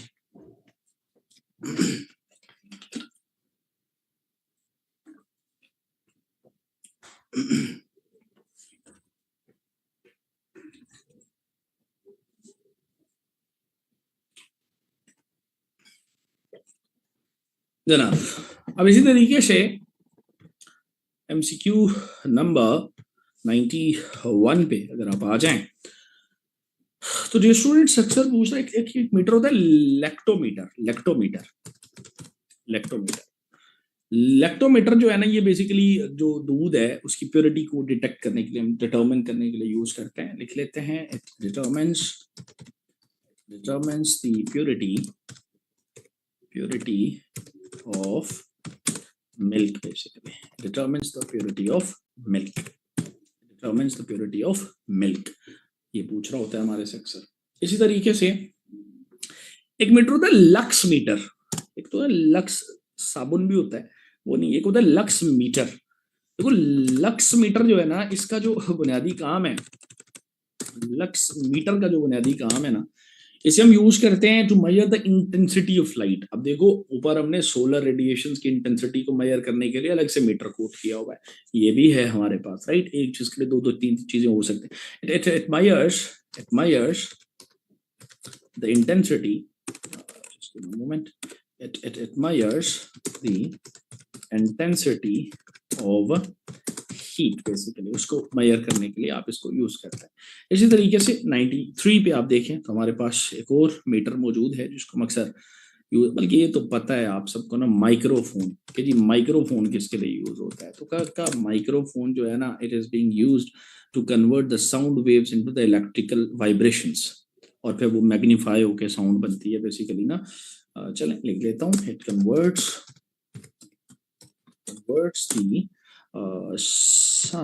the sound waves into the electrical signals and later फिर आगे चल के जो है वो बेसिकली मैग्नीफाई होके साउंड जो है, it vibrations and it magnifies the sounds basically. चाहे तो ये भी लिखना है, it magnifies the sound basically. तो इसके लिए भी हमारे पास ये चीज मौजूद है, और सिर्फ ये चीज मौजूद नहीं है, आगे बढ़े तो और भी बहुत सारे पार्टिसिपेंट्स हमारे पास मीटर हैं, जो है ना, एक मीटर होता है ऑडोमीटर जो है, ये जो गाड़ी है, हमारी गाड़ियाँ वो जो डिस्टेंस कवर करती हैं उसको जो है वो बेसिकली मेजर करने के लिए मौजूद है, होता है, यूज करते हैं। It measures the distance covered by the vehicles, basically ना गाड़ियाँ जो डिस्टेंस कवर करती है उसको मेजर करने के लिए। इसी तरीके से 95 पे आप देखें तो रेस्टोरेंट्स एक और मीटर अगर आप लेके आए जिसको हम अक्सर यूज कर रहे होते हैं, एक मीटर होता है जो हम यूज करते हैं आपकी जो फ्लूइड्स हैं, फ्लूइड ना, उनकी उनकी जो डेंसिटी वगैरह है ना उसको मेजर करने के लिए। PYCN पिक्नोमीटर कह लें आप इसको। ये बेसिकली जो है ना वो फ्लूइड की density, it measures the density of fluids, basically measures the density of fluids की डेंसिटी को मेजर करने के लिए आप इसको यूज करते हैं। इसी तरीके से 96 पे आप चले जाएं तो स्टूडेंट्स एक और पायरोमीटर, ये बड़ा मशहूर मीटर है, अक्सर पूछ रहा होता है पायरोमीटर ना किस पर्पस के लिए यूज होता है, तो हमें पता होना चाहिए। पायरोमीटर जो है ना ये हाई टेम्परेचर को मेजर करता है, basically it measures the high temperatures, it measures the high temperatures basically। और सिर्फ ये नहीं है, 97 पे आप चले जाएं तो डियर स्टूडेंट्स हमारे पास एक और चीज, ये तो बड़ा मशहूर है, रेडार किसके लिए यूज करते हैं ये तो आपको पता है, आपके आईटी के रिलेटेड भी चीज है ये। रेडार जो है basically it measures the speed and direction of जो आपके एयरक्राफ्ट हैं, बेसिकली जो जैसे अभिनंदन साहब आ गए थे इधर पाकिस्तान कुछ ढूंढने के लिए, चाय पीने के लिए, तो ऑब्वियसली वो डिटेक्शन के लिए यूज करते हैं। इसको तो मुझे लिखने की जरूरत भी नहीं है, बदल चलें। इट मेजर्स द स्पीड भी मेजर करता है और ऑब्वियसली डायरेक्शन भी के बारे में भी हमें बताता है, ऑब्वियसली डिटेक्ट भी करके दे रहा होता है ऑफ एयरक्राफ्ट्स ना, एयरक्राफ्ट्स वगैरह जो है किधर जा रहे हैं, कहाँ जा रहे हैं, किधर का रुख है, कहाँ जाने के इरादे हैं, सब सारी की सारी पता चीजें चल रही होती हैं। इसी तरीके से 98 पे आप देखें तो हमारे पास अच्छा एक रेन गेज होता है, बारिश को मेजर करने के लिए रेन गेज। अब रेन लिखा हुआ है इसके साथ, तो रेन लिखा हुआ है तो ठीक है, अपेरेंटली जो है एक अपरेटस है जो आपकी किसी एक जगह पे जो है ना आप बारिश को मेजर करने के लिए, रिकॉर्ड करने के लिए बेसिकली आप इसको यूज करते हैं। It is an apparatus to record the rainfall at any particular area or location, at a particular location or area basically। ठीक है जी, मल्टीपल मीटर्स हैं। चलें सेंचुरी पूरी कर लेते हैं। 99 पे एक और मीटर आप लिख सकते हैं, सीज़मोग्राफ। ये तो बड़ा मशहूर है, कई बार आपने सुना होगा सीज़मोग्राफ, कि भाई ये किसके लिए यूज होता है ना, तो भाई ये हमें पता है ना, वो अर्थक्वेक का जो शॉक होता है ना उसकी इंटेंसिटी को मेजर करने के लिए इसको यूज करते हैं। It measures the intensity of the shocks of earthquakes basically, earthquakes की इंटेंसिटी जो है, शॉक्स हैं उसको मेजर करने के लिए इसे आप यूज करते हैं। और भी बहुत कुछ है स्टूडेंट्स, मीटर्स में हम लिखते जाएं तो ये तो बहुत सारे आगे चले जाए, बट चलें सेंचुरी पूरी कर लेते हैं। 100 पे आप देखें तो डियर स्टूडेंट्स हमारे पास एक मीटर है, क्या कहते हैं इसको, अपना स्पीडोमीटर। अब इसके तो नाम में जवाब है, बहुत आसान है, स्पीडोमीटर। ये स्पीड के लिए होगा, ऑब्वियसली आपकी गाड़ियों के अंदर भी लगा होता है, बेसिकली जो स्पीड बताता है, हाँ भाई 60 किलोमीटर पर आवर की से चल रही है, 80 किलोमीटर से चल रही है, किस हिसाब से। It records speeds, basically speeds of vehicles, गाड़ियों में होता है basically, records the speed, basically speeds of vehicles, गाड़ियों की स्पीड के लिए। और भी बहुत मीटर्स हैं स्टूडेंट्स। अब अगर मीटर्स पे ही बात करते रहे तो बहुत कुछ हमारा इंपॉर्टेंट और भी रह जाएगा। सो ये जो चीज़ें मेंशन की हैं, इनको मेंशन करने का पर्पस ये है आपके लिए एक डायरेक्शन ओपन करना, आपको ये समझाना, आपको ये रियलाइज करवाना कि यार देखो आपकी जो एमपीटी है उसके अंदर आपके एमसीक्यूज को लेके आपके एग्जामिनर्स के पास एक लंबी लिस्ट मौजूद है, आपके एग्जामिनर्स के पास एक लंबी चॉइस मौजूद है, वो जैसे चाहे जो है वो एमसीक्यूज बना सकता है बेसिकली। तो I am just trying to share कि अच्छा आपका ना बेसिकली वो चीज़ें समझ आए कि अच्छा यार इन एंगल्स पे रह के हमने प्रिपरेशन करनी है, इन एंगल्स के साथ ना हमने जो है वो बेसिकली जो है ना वो तैयारी करनी है अपने एमपीटी के लिए। अच्छा जी, अब देखो डियर स्टूडेंट्स, थोड़ा सा और अगर आगे बढ़ जाएं, और आगे बढ़ने से पहले ज़रा मैं यूट्यूब पे भी नज़र दौड़ा लूँ। यूट्यूब पे इस वक्त 330 लोग हैं और ये नीचे मैसेज आए हुए हैं और मैसेज मैं देख रहा हूँ। माशाल्लाह से माशाल्लाह माशाल्लाह माशाल्लाह माशाल्लाह, बड़े बड़े आलम फाजल लोग आए हुए हैं। Welcome to all of you in the class जी। और ओके जी, ठीक है, मैं चैट बॉक्स पे ज़रा नज़र दौड़ा लेता हूँ। तो नज़र मैंने दौड़ा ली है चैट बॉक्स पे, जितना मुझे नज़र आ सका मैंने देख लिया माशाल्लाह से। न्यूरॉन और स्टडी ऑफ टैक्स और अच्छा जी, ठीक हो गया। ये मारिया आज़म और ये और हैं एक दो। आपने तो जो है ना वो अपने हिसाब से ही बायो की ब्रांच बनाई हुई है। थोड़ी सी बंदा शर्म कर लेता है, अकल भी कर लेता है। हाँ जी, ऐसे नहीं करते बच्चे। ठीक हो गया, चलें जी आगे बढ़ते हैं। और आगे बढ़ते हुए स्टूडेंट्स, अब मैं जो है आपको और डायमेंशन की तरफ भी लेके जाऊंगा जी।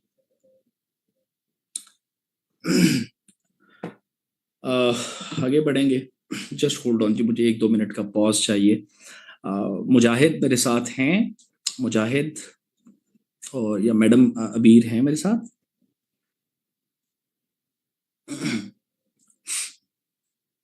मेरे साथ लगता है आज कोई भी नहीं, मैं अकेला हूँ इस सफ़र में। अच्छा अच्छा, जस्ट होल्ड ऑन, मैं कहीं नहीं गया। मत ये मैसेज करना शुरू हो जाए आपकी आवाज़ नहीं आ रही, आवाज़ नहीं आ रही। मैं इंटेंशनली 1-2 मिनट पॉज लेने लगा हूँ, राइट।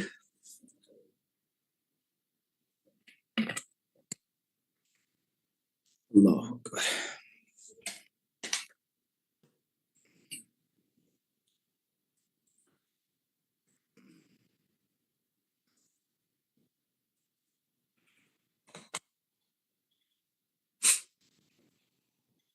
अच्छा जी,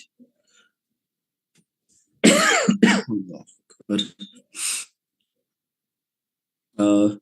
मेहर अंगेज यूट्यूब पे आपका मैसेज है, sir please send the word document. बच्चे I don't have any word document, right, but I make sure, मैं आखिर पे कोशिश जरूर करूंगा। बट मेरे पास कोई चीज़ सेव हालत में नहीं होती, right. I don't have the things कि मेरे पास सेव हालत में हो कोई चीज़ ना, right.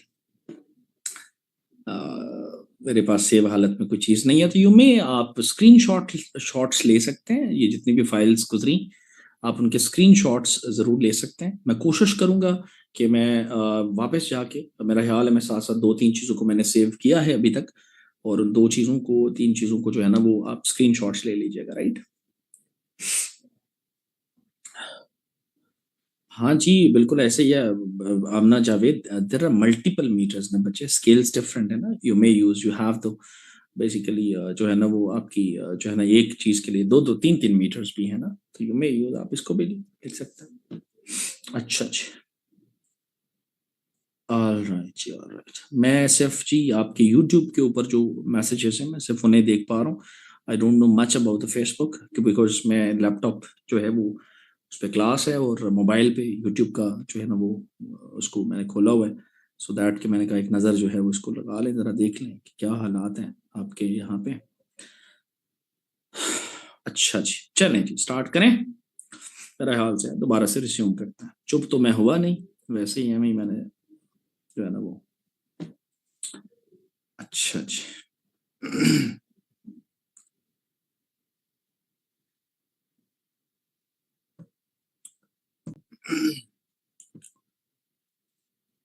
Allah Akbar.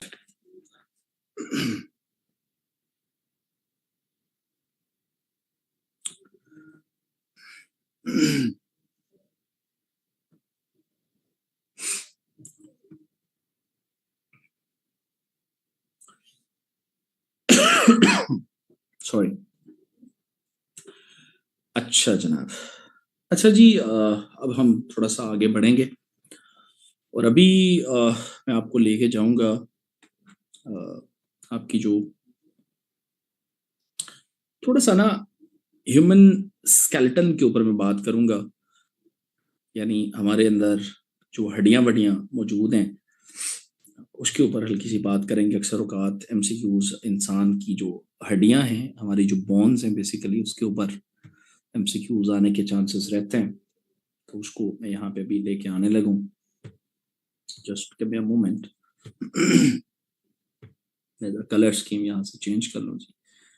Okay, just hold on. क्यों नहीं चेंज हो रहा? ओके, ये नहीं हो रहा। Okay, just give me a moment students. I'm back in a while, like this. So,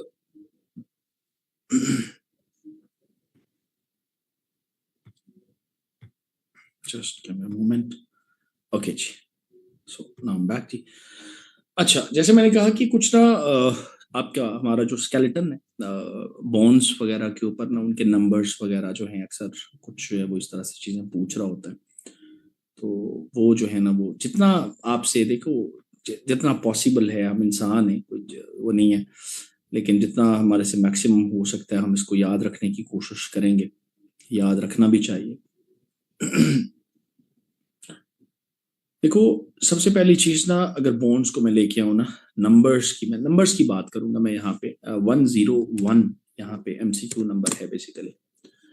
देखो, पहली चीज ना, अगर हम बोन्स को लेके देखें ना अपने अडल्ट ह्यूमन बींग्स के अंदर में, तो हम कहते हैं यार 206 बोन्स हैं हमारे पास ना, 206 हड्डियां हैं हमारे अंदर, राइट। अब फर्दर अगर हम थोड़ा सा देखें ना, तो ऑब्वियसली डिविजन्स हैं, हड्डियां तो मुख्तलिफ जगहों पे हैं। उसमें आप देखें तो हमारी चेस्ट भी आती है, चेस्ट बोन्स हैं। आप देखें तो स्पाइन भी हमारे पास है, स्पाइन बोन्स भी हमें देखने को मिलती हैं। इसके अलावा आप देखें तो स्कल बोन्स भी हमें देखने को मिलती हैं। और इसके अलावा स्कल के अंदर आप जाएं तो डिवीजन है, आपकी फेशियल बोन्स अलग से आ जाती हैं, आपकी क्रेनियल बोन्स अलग से आ जाती हैं। लेकिन अभी मैं इसको थोड़ा सिंपल रख रहा हूँ। आपके पास एयर के रिलेटेड कान के अंदर भी बोन्स मौजूद हैं बेसिकली। इसके अलावा देखिए तो आपके पास जो हमारा पेक्टोरल गिर्डल है बेसिकली, उसके अंदर भी बोन्स हमें देखने को मिलती हैं। आर्म्स हैं बेसिकली, हाथ हमारे, उसके अंदर भी हड्डियां देखने को मिलती हैं। इसी तरीके से लेग्स हैं, लेग्स के अंदर भी हड्डियों का एक सेटअप जो है बेसिकली मौजूद है। सो एक ठीक है, हड्डियां हैं हमारी बॉडी के अंदर ना। इनके नाम शाम और नंबर शंबर में थोड़ा बहुत जो इम्पोर्टेंट है वो हम कोशिश करेंगे कि इनको यहाँ पे मेंशन कर पाए। देखो, सबसे पहले ना, अगर हम लेग्स पे फोकस करें ना, 102 या 10 जो भी बन रहा है नंबर इसका, देखो लेग्स में ना आप देखें तो आपकी ना फीमर नाम की एक बड़ी हड्डी मौजूद होती है। जो इन नंबर देखें तो ऑब्वियसली 2 होती हैं, obviously right and left leg में आप बात कर रहे हैं। फीमर बेसिकली ना जो बड़ी हड्डी होती है उसको हम फीमर का नाम देते हैं। इसी तरीके से आपके पास टिबिया के नाम से हड्डी मौजूद है, टिबिया, ये भी लेग में होती है। आपने ये देखना है कि अच्छा ये टिबिया है तो लेग के रिलेटेड है ना, आर्म्स के रिलेटेड नहीं है। फीमर है तो ये भी लेग्स के रिलेटेड है ना। इस तरीके से आपने याद रखना है चीजों को। टिबिया है जैसे, तो टिबिया भी देखे तो नंबर्स चले कोशिश करें याद रख लें, अगर याद रह जाए तो अच्छा है, काम ही आएगी चीज कहीं ना कहीं जिंदगी में। इसी तरीके से 104 पे आप देखें तो आपके पास फिबुला के नाम से हड्डी मौजूद होती है हमारी लेग्स में, फिबुला। नंबर्स इसके भी 2 ही होते हैं बेसिकली, 2 होती हैं ऑब्वियसली, 2 हड्डी लेग्स है हमारे पास उस हिसाब से। इसी तरीके से अगर आप थोड़ा सा देखें हमारी लेग्स के अंदर हड्डियों की फर्दर चीजों को, तो पेटिला नाम की हड्डियां भी मौजूद होती हैं यहाँ पे, पेटिला। ये भी हमारी बोन्स के लेग्स के रिलेटेड बोन्स जो हैं वो हमें देखने को मिलती है। नंबर्स देखें तो ऑब्वियसली इसके भी they are 2 in number basically, they are 2 in number. इसी तरीके से 106 पे आप चले जाएं तो आपके पास जो है वो टार्सल्स नाम की हड्डियां भी मौजूद होती हैं हमारी लेग्स के अंदर। टार्सल्स यानी आप ऊपर से ना लेग जो घुटना है हमारा उससे नीचे चले जा रहे हैं, आगे चले जा रहे हैं, पाँव है हमारा, तो उसके अंदर फिर फर्दर डिवीजन अब ज्यादा होती चले जाएंगे, नंबर ज्यादा होते चले जाएंगे। टार्सल्स देखें तो they are 14 in number basically, tarsals.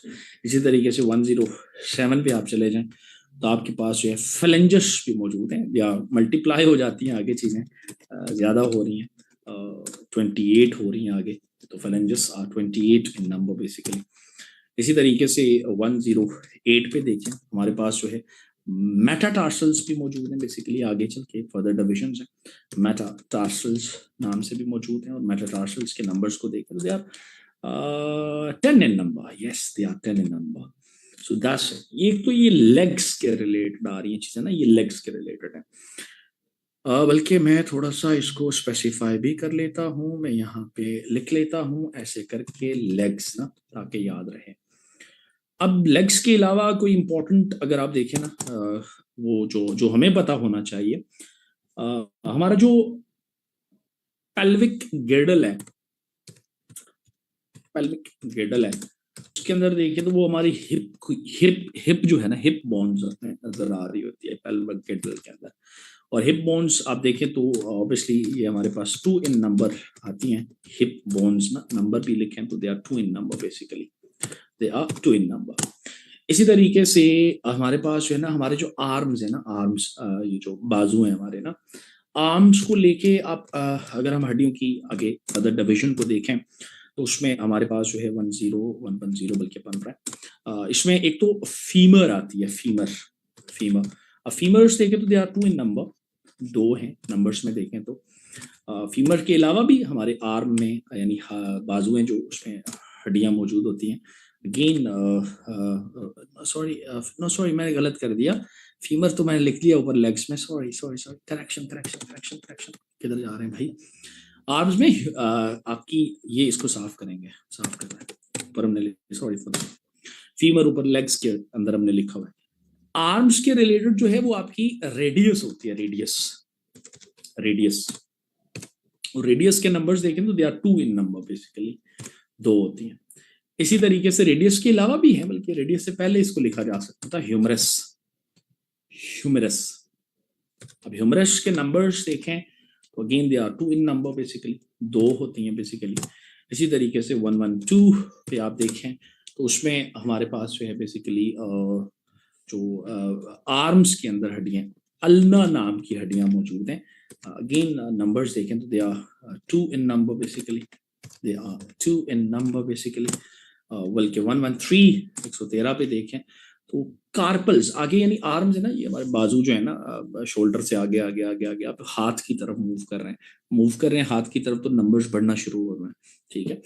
Carpals मौजूद हैं हमारे पास, और carpals are related to the arms basically. और कार्पल्स के नंबर्स आप लिखें तो ये ज्यादा होती हैं, about 16 in number, they are about 16 in number basically.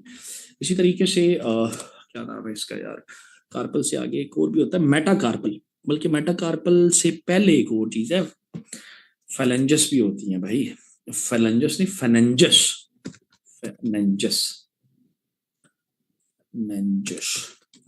Numbers आप देखें फेलेंजस के तो they are 28 in number basically, 28। अब डबल मल्टीप्लाई होती चली जा रही है, इससे डबल ज्यादा होती चली जा रही है चीजें।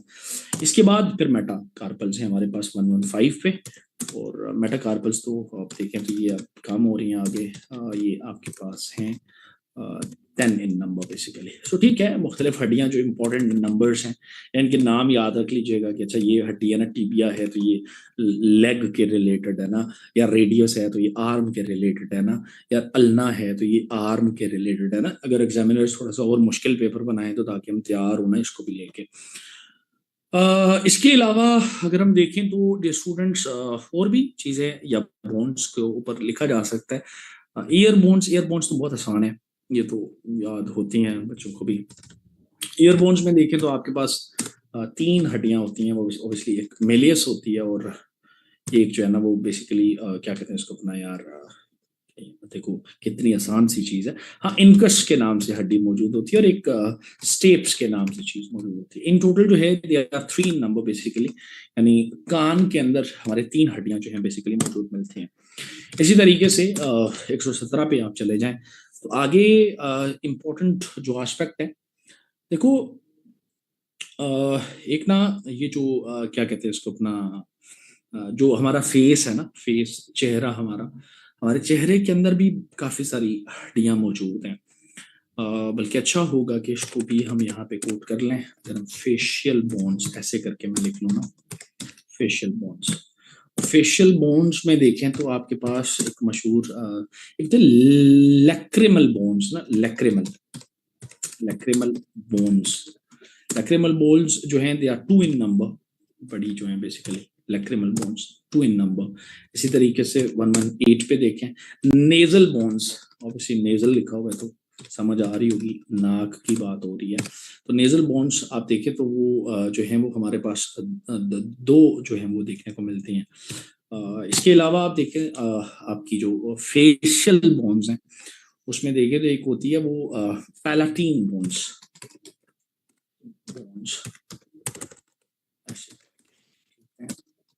उनके नंबर्स देखें तो obviously they are also 2 in number. Basically palatine bones को देखें तो they are also 2 in number.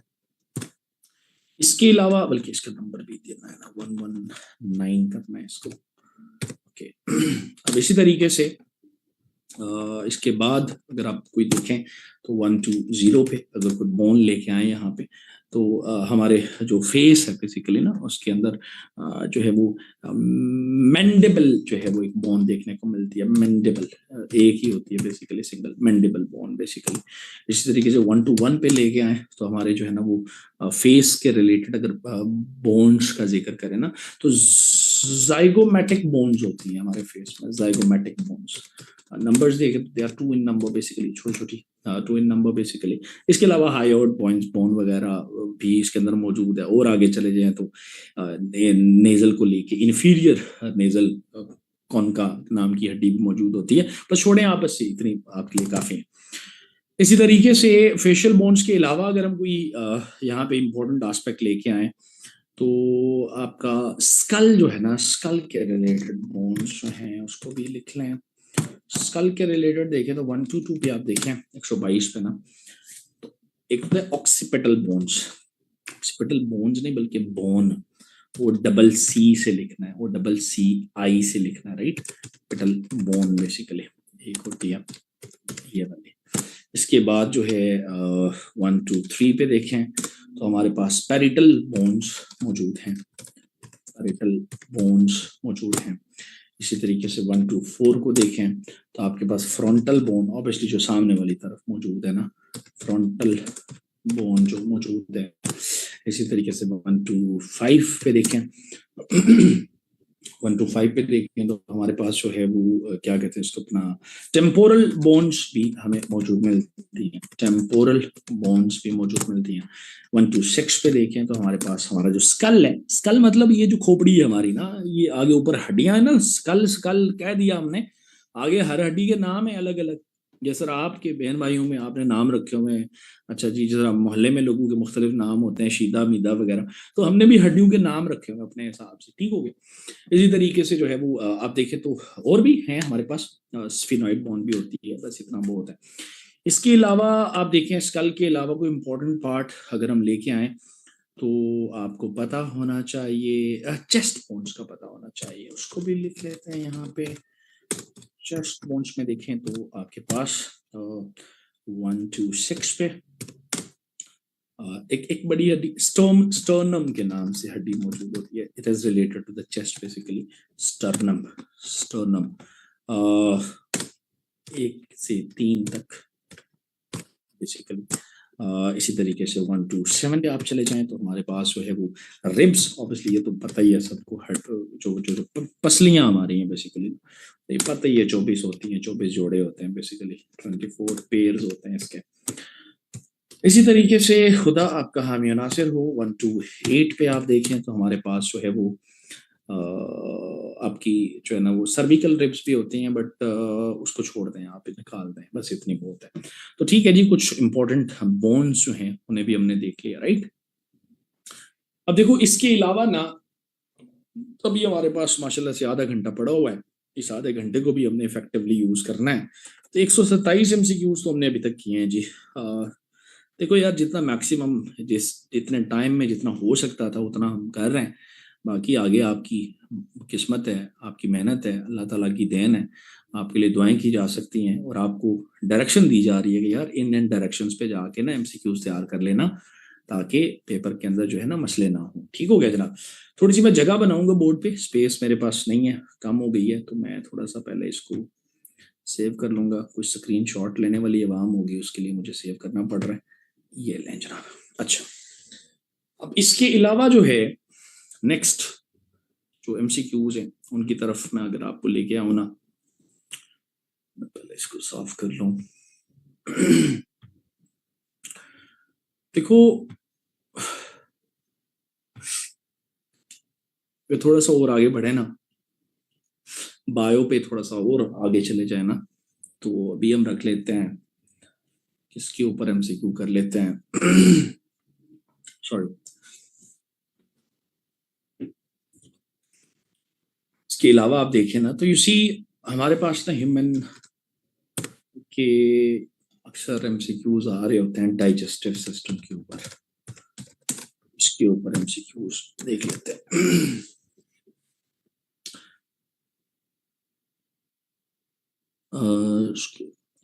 हाँ, मैंने 24 पेज लिखा है यार, चैट बॉक्स में 12 लगाई हुई है सबने, मैंने 24 लिखा है, सॉरी, उसको 12 कर लो।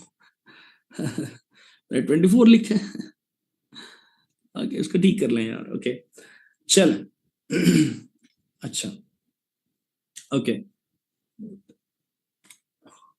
Okay okay okay okay okay. अच्छा जी, डाइजेस्टिव सिस्टम के ऊपर थोड़ा सा कुछ एमसीक्यूज हैं, उन्हें थोड़ा सा देखना जरूरी है। अक्सर एंजाइम्स के ऊपर जो है वो एमसीक्यूज पूछ रहा होता है। ये हमने थ्योरेटिकल, जो हमारे स्टूडेंट्स हैं उनको पता होगा कि थ्योरेटिकली उन्हें ये चीज़ें पढ़ाई भी हुई हैं क्लास में, बट चलें थोड़ा सा एक डायरेक्शन दे रहा हूँ कि भाई इस एंगल से चीज़ों को थोड़ा सा प्रिपेयर कर लीजिएगा, राइट। डाइजेस्टिव सिस्टम को लेके ना एमसीक्यू नंबर अगर 128 पे मैं लेके आ जाऊँ ना, तो देखो डाइजेस्टिव सिस्टम में पहली चीज हमें जो देखने को मिल रही है, जस्ट होल्ड ऑन,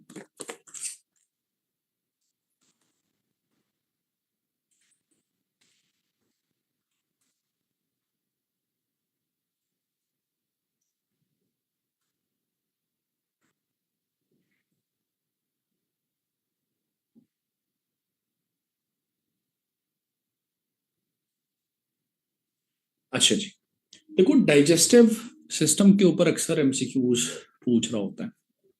एक तो ये है कि डाइजेस्टिव सिस्टम बुनियादी तौर पे आप देखें तो ये सिस्टम का काम ही बेसिकली फूड की डाइजेशन के रिलेटेड हमें देखने को मिलता है। डाइजेशन ऑफ फूड के रिलेटेड देखने को मिलता है, बहुत आसान सी चीज़ है। देखो अक्सर एमसीक्यू पूछ रहा होता है कि यार ये जो पेप्सिन है, पेप्सिन एंजाइम है, केमिकल है, पेप्सिन की जो फंक्शन है वो बेसिकली क्या है ना। तो आपको पता होना चाहिए कि पेप्सिन जो है ये बेसिकली ना it is responsible to convert the conversion of proteins into polypeptide। ये काम जो है बेसिकली पेप्सिन के रिलेटेड हमें देखने को मिलता है। ये भी अक्सर पूछ रहा होता है कि पेप्सिन जो है ये बेसिकली एक्टिव है या इनएक्टिव है। तो आपको पता होना चाहिए कि पेप्सिन जो है बेसिकली एक एक्टिव फॉर्म है, अपने एंजाइम की एक्टिव फॉर्म है। ये भी पूछ रहा होता है कि यार इसकी जो इनएक्टिव फॉर्म है वो कौन है, वो पेप्सिनोजेन है बेसिकली ना। Pepsinogen basically, pepsinogen is an inactive form. Inactive form पहले ऑब्वियसली कन्वर्जन होगी इनटू द पेप्सिन। अक्सर पूछ रहा होता है कि हमारे स्टमक में ना कौन सा एसिड रिलीज हो रहा होता है, विच एसिड इज रिलीज्ड, या मैं डायरेक्ट स्टेटमेंट लिखता हूँ, छोड़ें बीच को। एसिड रिलीज्ड इन स्टमक, तो उसका जवाब हमारे पास जो है वो HCl हाइड्रोक्लोरिक एसिड है। अक्सर पूछ रहा होता है कि जो है वो हमारा जो स्टमक है उसके अंदर कौन से ग्लैंड्स मौजूद होते हैं ना, वो कहते हैं गैस्ट्रिक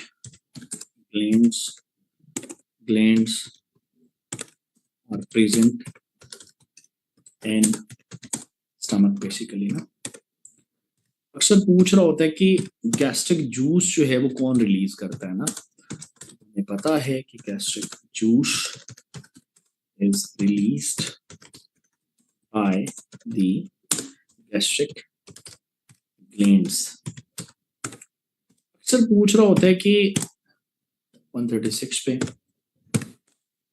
यार जो मैकेनिकल डाइजेशन है वो किस चीज के रिलेटेड है ना, तो मैकेनिकल डाइजेशन जो है, just hold on, just give me a moment dear students.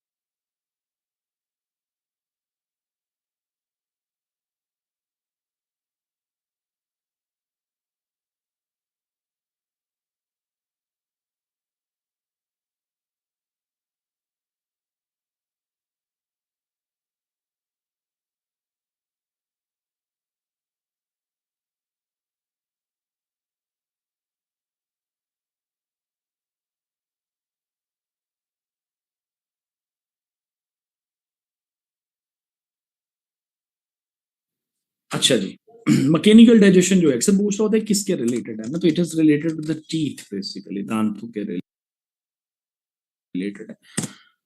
दांतों से याद आया कि ये भी तो एमसीक्यू बनता है भाईजान के कौन सा हिस्सा दांत का जो है वो स्ट्रॉन्ग होता है, स्ट्रॉन्गेस्ट पार्ट होता है दांत का, स्ट्रॉन्गेस्ट पार्ट ऑफ टीथ।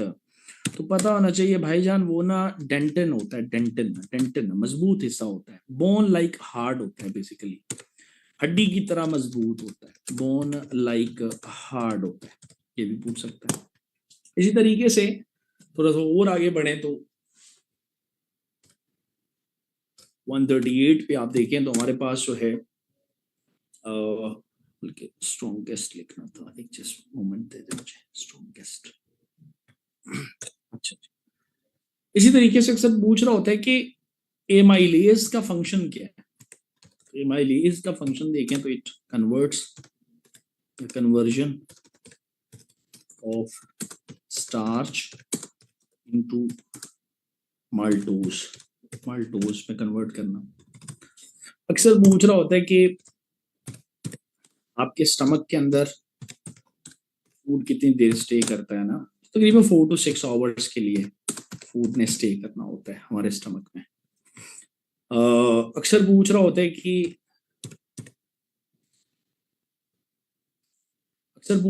कि जो बाइल है वो कौन रिलीज करता है। Bile is released by liver, basically liver से याद है एक और एमसीक्यू लगे तो कर लेते हैं। हमारी बॉडी का जो लार्जेस्ट ग्लैंड है वो बेसिकली लिवर ही होता है। हमारी बॉडी के अंदर चीफ केमिस्ट की हैसियत से जो चीज मौजूद है वो भी बेसिकली लिवर ही मौजूद है। हमारी बॉडी के अंदर जो डिटॉक्सिफिकेशन का काम है, डिटॉक्सिफिकेशन का काम है वो भी लिवर ने करना होता है। अक्सर पूछ रहा होता है कि लाइपेज का क्या काम है, तो लाइपेज जो है converts fats into fatty acids, ये भी पता होना चाहिए। या अक्सर पूछ रहा होता है कि बताओ बाइल जो है उसका काम क्या है, तो it converts fats into fatty acids. Digestion के पॉइंट ऑफ व्यू से देखें, अक्सर पूछ रहा होता है कि फूड पाइप जो है ना वो किसे कहते हैं, तो पता होना चाहिए, एसोफेगस को कहते हैं। अक्सर पूछ रहा होता है कि जो है ना वो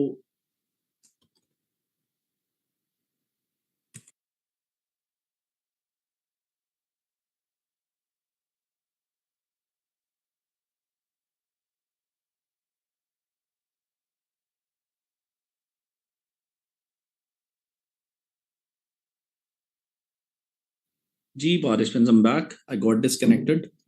I'm back now. I got disconnected. I'm back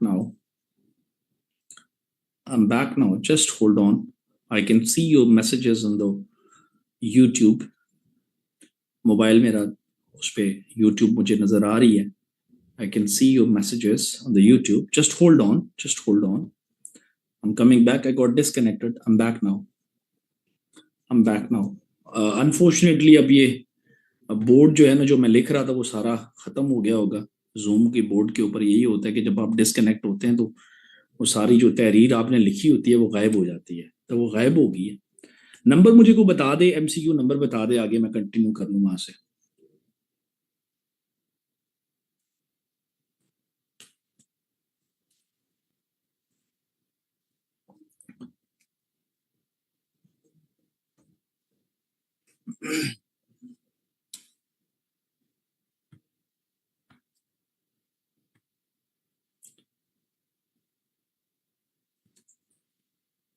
अच्छा, ओके ओके ओके। ये कुछ बच्चे जो है ना बहुत ही थके थके से लग रहे हैं, कह रहे हैं बस करें बस करें बस करें। वो भाई सीएसएस नहीं करना तुम लोगों ने, सीएसएस करना है, फिर अफसर बनेंगे, फिर अब पेरेंट्स खुश होंगे, आप भी खुश होंगे। हाँ, मोहल्ले में बैजा बैजा हो जानी ਤੁਹਾਡੀ जनाब, वो हो जी बच्चा साडा अफसर बन गया है। अफसर बन के तुसी फैसलाबाद जाना, अफसर बन के तुसी मरदान जाना, अफसर बन के तुसी हैदराबाद जाना है, कोयटा भी जाना तुसी हैं। इतना थक गए यार, ओए होए सदके जाऊं यार मैं आप पे, ओए होए होए। ओके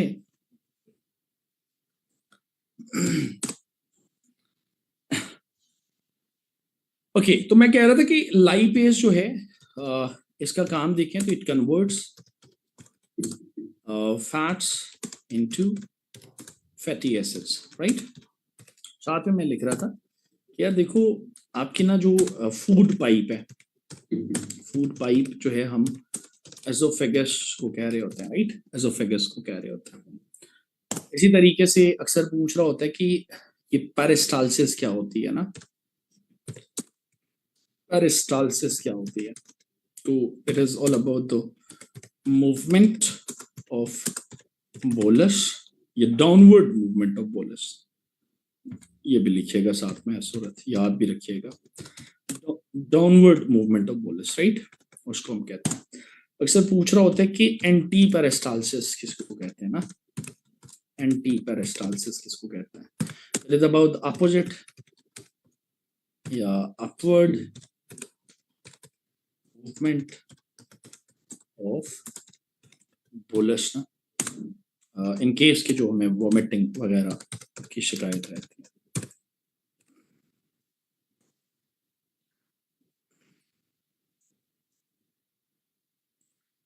अब इसी तरीके से आगे बढ़े तो यूसी पूछ सकता है हमारे से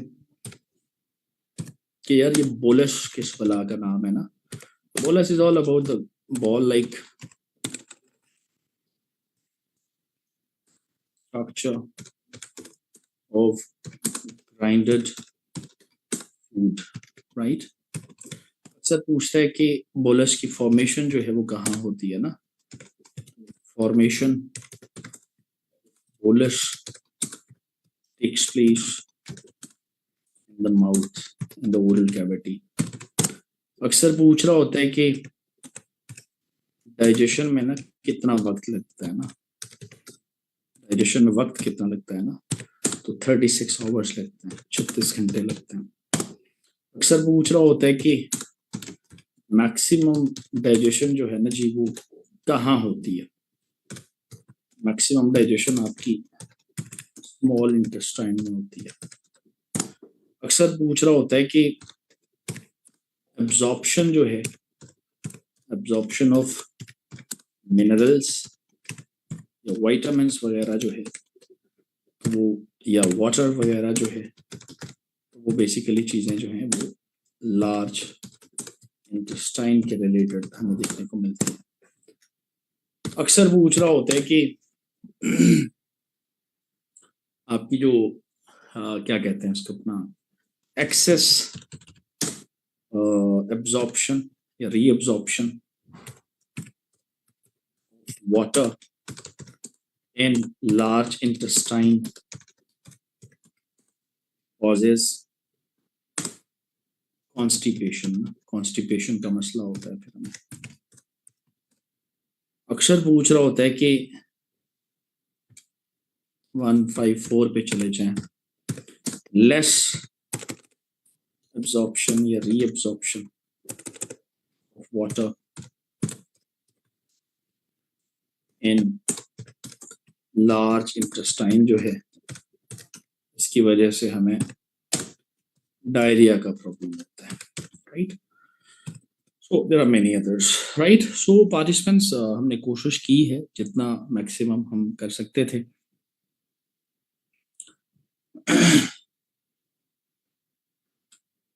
आते हैं जी रमानाबाद कैंपस में जी, परेशान ना होगी एनर्जी, होगी क्लास होगी, क्यों परेशान होते हैं। नोआ ने आपको अकेला छोड़ा है आज तक, कभी नहीं छोड़ेगी इंशाल्लाह, परेशान ना हो आप, ठीक है। तो पार्टिसिपेंट्स, हमने कोशिश की जी जितना हम कर सकते थे इस टाइम फ्रेम के अंदर, इस टाइम लाइन के अंदर, जितने मैक्सिमम एमसीक्यूज हो सकते थे, ह्यूमनली पॉसिबल हो सकते थे। I just try to open the windows for you people, otherwise जो है you have to go through, आपको पास पेपर्स देखने पड़ेंगे, आपको एफपीएससी की वेबसाइट पे पुराने पेपर आपको मिलेंगे, जीएसए के, आपको कहीं से भी एमसीक्यूज जहां से मिले आप पढ़ें। नोआ की भी एमपीटी की बुक है, वहां से आप देखें, पास पेपर्स को कलेक्ट करें, वहां से चीज़ों को करें, जितना मैक्सिमम आप चीज़ों को गो थ्रू कर सकते हैं वो ज़रूर करें, सो दैट कि आपकी जो चीज़ें हैं वो मैक्सिमम हो सकें। सो आज का जो सेशन था वो यहीं पे मैं रख रहा हूँ।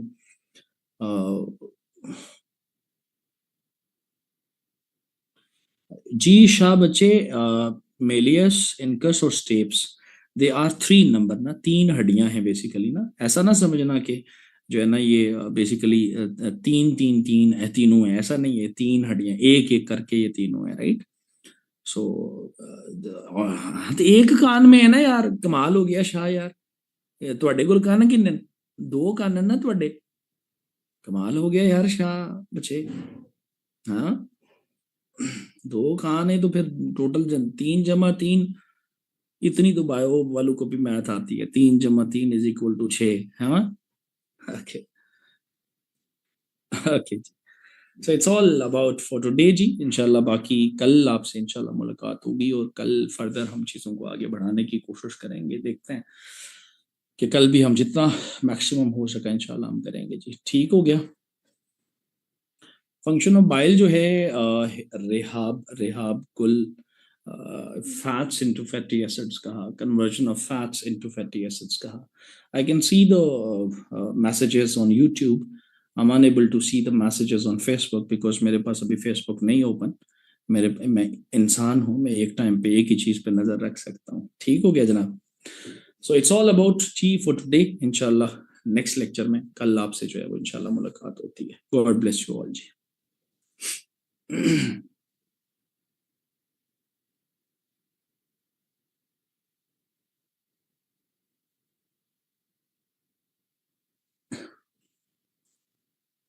फंक्शन ऑफ बाइल मैंने बता दिया गुल बच्चे, मैंने कहा it converts fats into the fatty acids. Ashfaq Chaudhry साहब फिर स्पीड फास्ट रखी है तो बच्चे 2 घंटे में अपने इतने एमसीक्यूज किए, अदरवाइज जो है ना, देखो साइंस है यार, थोड़ा सा वो रखना पड़ता है चीज को ना, तो जितना हो सकता था। अब इस पे भी आप खुश नहीं है तो आपके लिए दुआ की जा सकती है अशफाक चौधरी साहब, ठीक हो गया। ओके जी, God bless, I am getting the messages on YouTube, आपकी लाइव चैट चल रही है, I can see your messages over there. Nida ur Rahman खटक बच्चे, कल तुर्रे शहवार बच्चे, आई नेवर प्लान्ड थिंक कि कल क्या होगा, क्लास में आके देखूंगा कि क्या करवाऊंगा, राइट, ठीक है।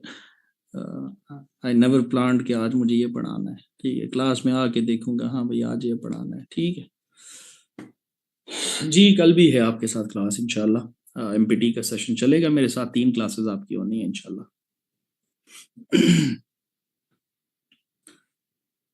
ये आर्ट मार्ट, ये पता नहीं कौन है, और मैं कोई यहाँ पे शायर मशरक तो नहीं हूँ बैठा हुआ ना कि मैं शेर सुनाऊंगा आपको। आर्ट मार्ट उनमें ਤੁਹਾਨੂੰ ਕੀ ਆਖਾਂ, मैं उन्हें थे कोई शायर मशरक तो नहीं लगाना, नवा आया कि शेर सुनावा है तो इकबाल को पढ़ ले बच्चे, कुछ सीख भी लेगा वहां से, ठीक है। ऑनलाइन क्लास होगी जुम्मे वाले दिन, छुट्टी नहीं है कल आपको। मुजाहिद, अगर आप मुझे सुन रहे हैं तो यू कैन, आप इसको क्लास को ऑफ कर सकते हैं। Mujahid, if you can hear me. Okay sir, ठीक है, मैं एंड कर देता हूँ। Thank you Mujahid, thank you so much जी टू एवरीवन। इंशाल्लाह कल मुलाकात होती है आपसे। गॉड ब्लेस यू ऑल जी। अल्लाह हाफिज, अल्लाह हाफिज।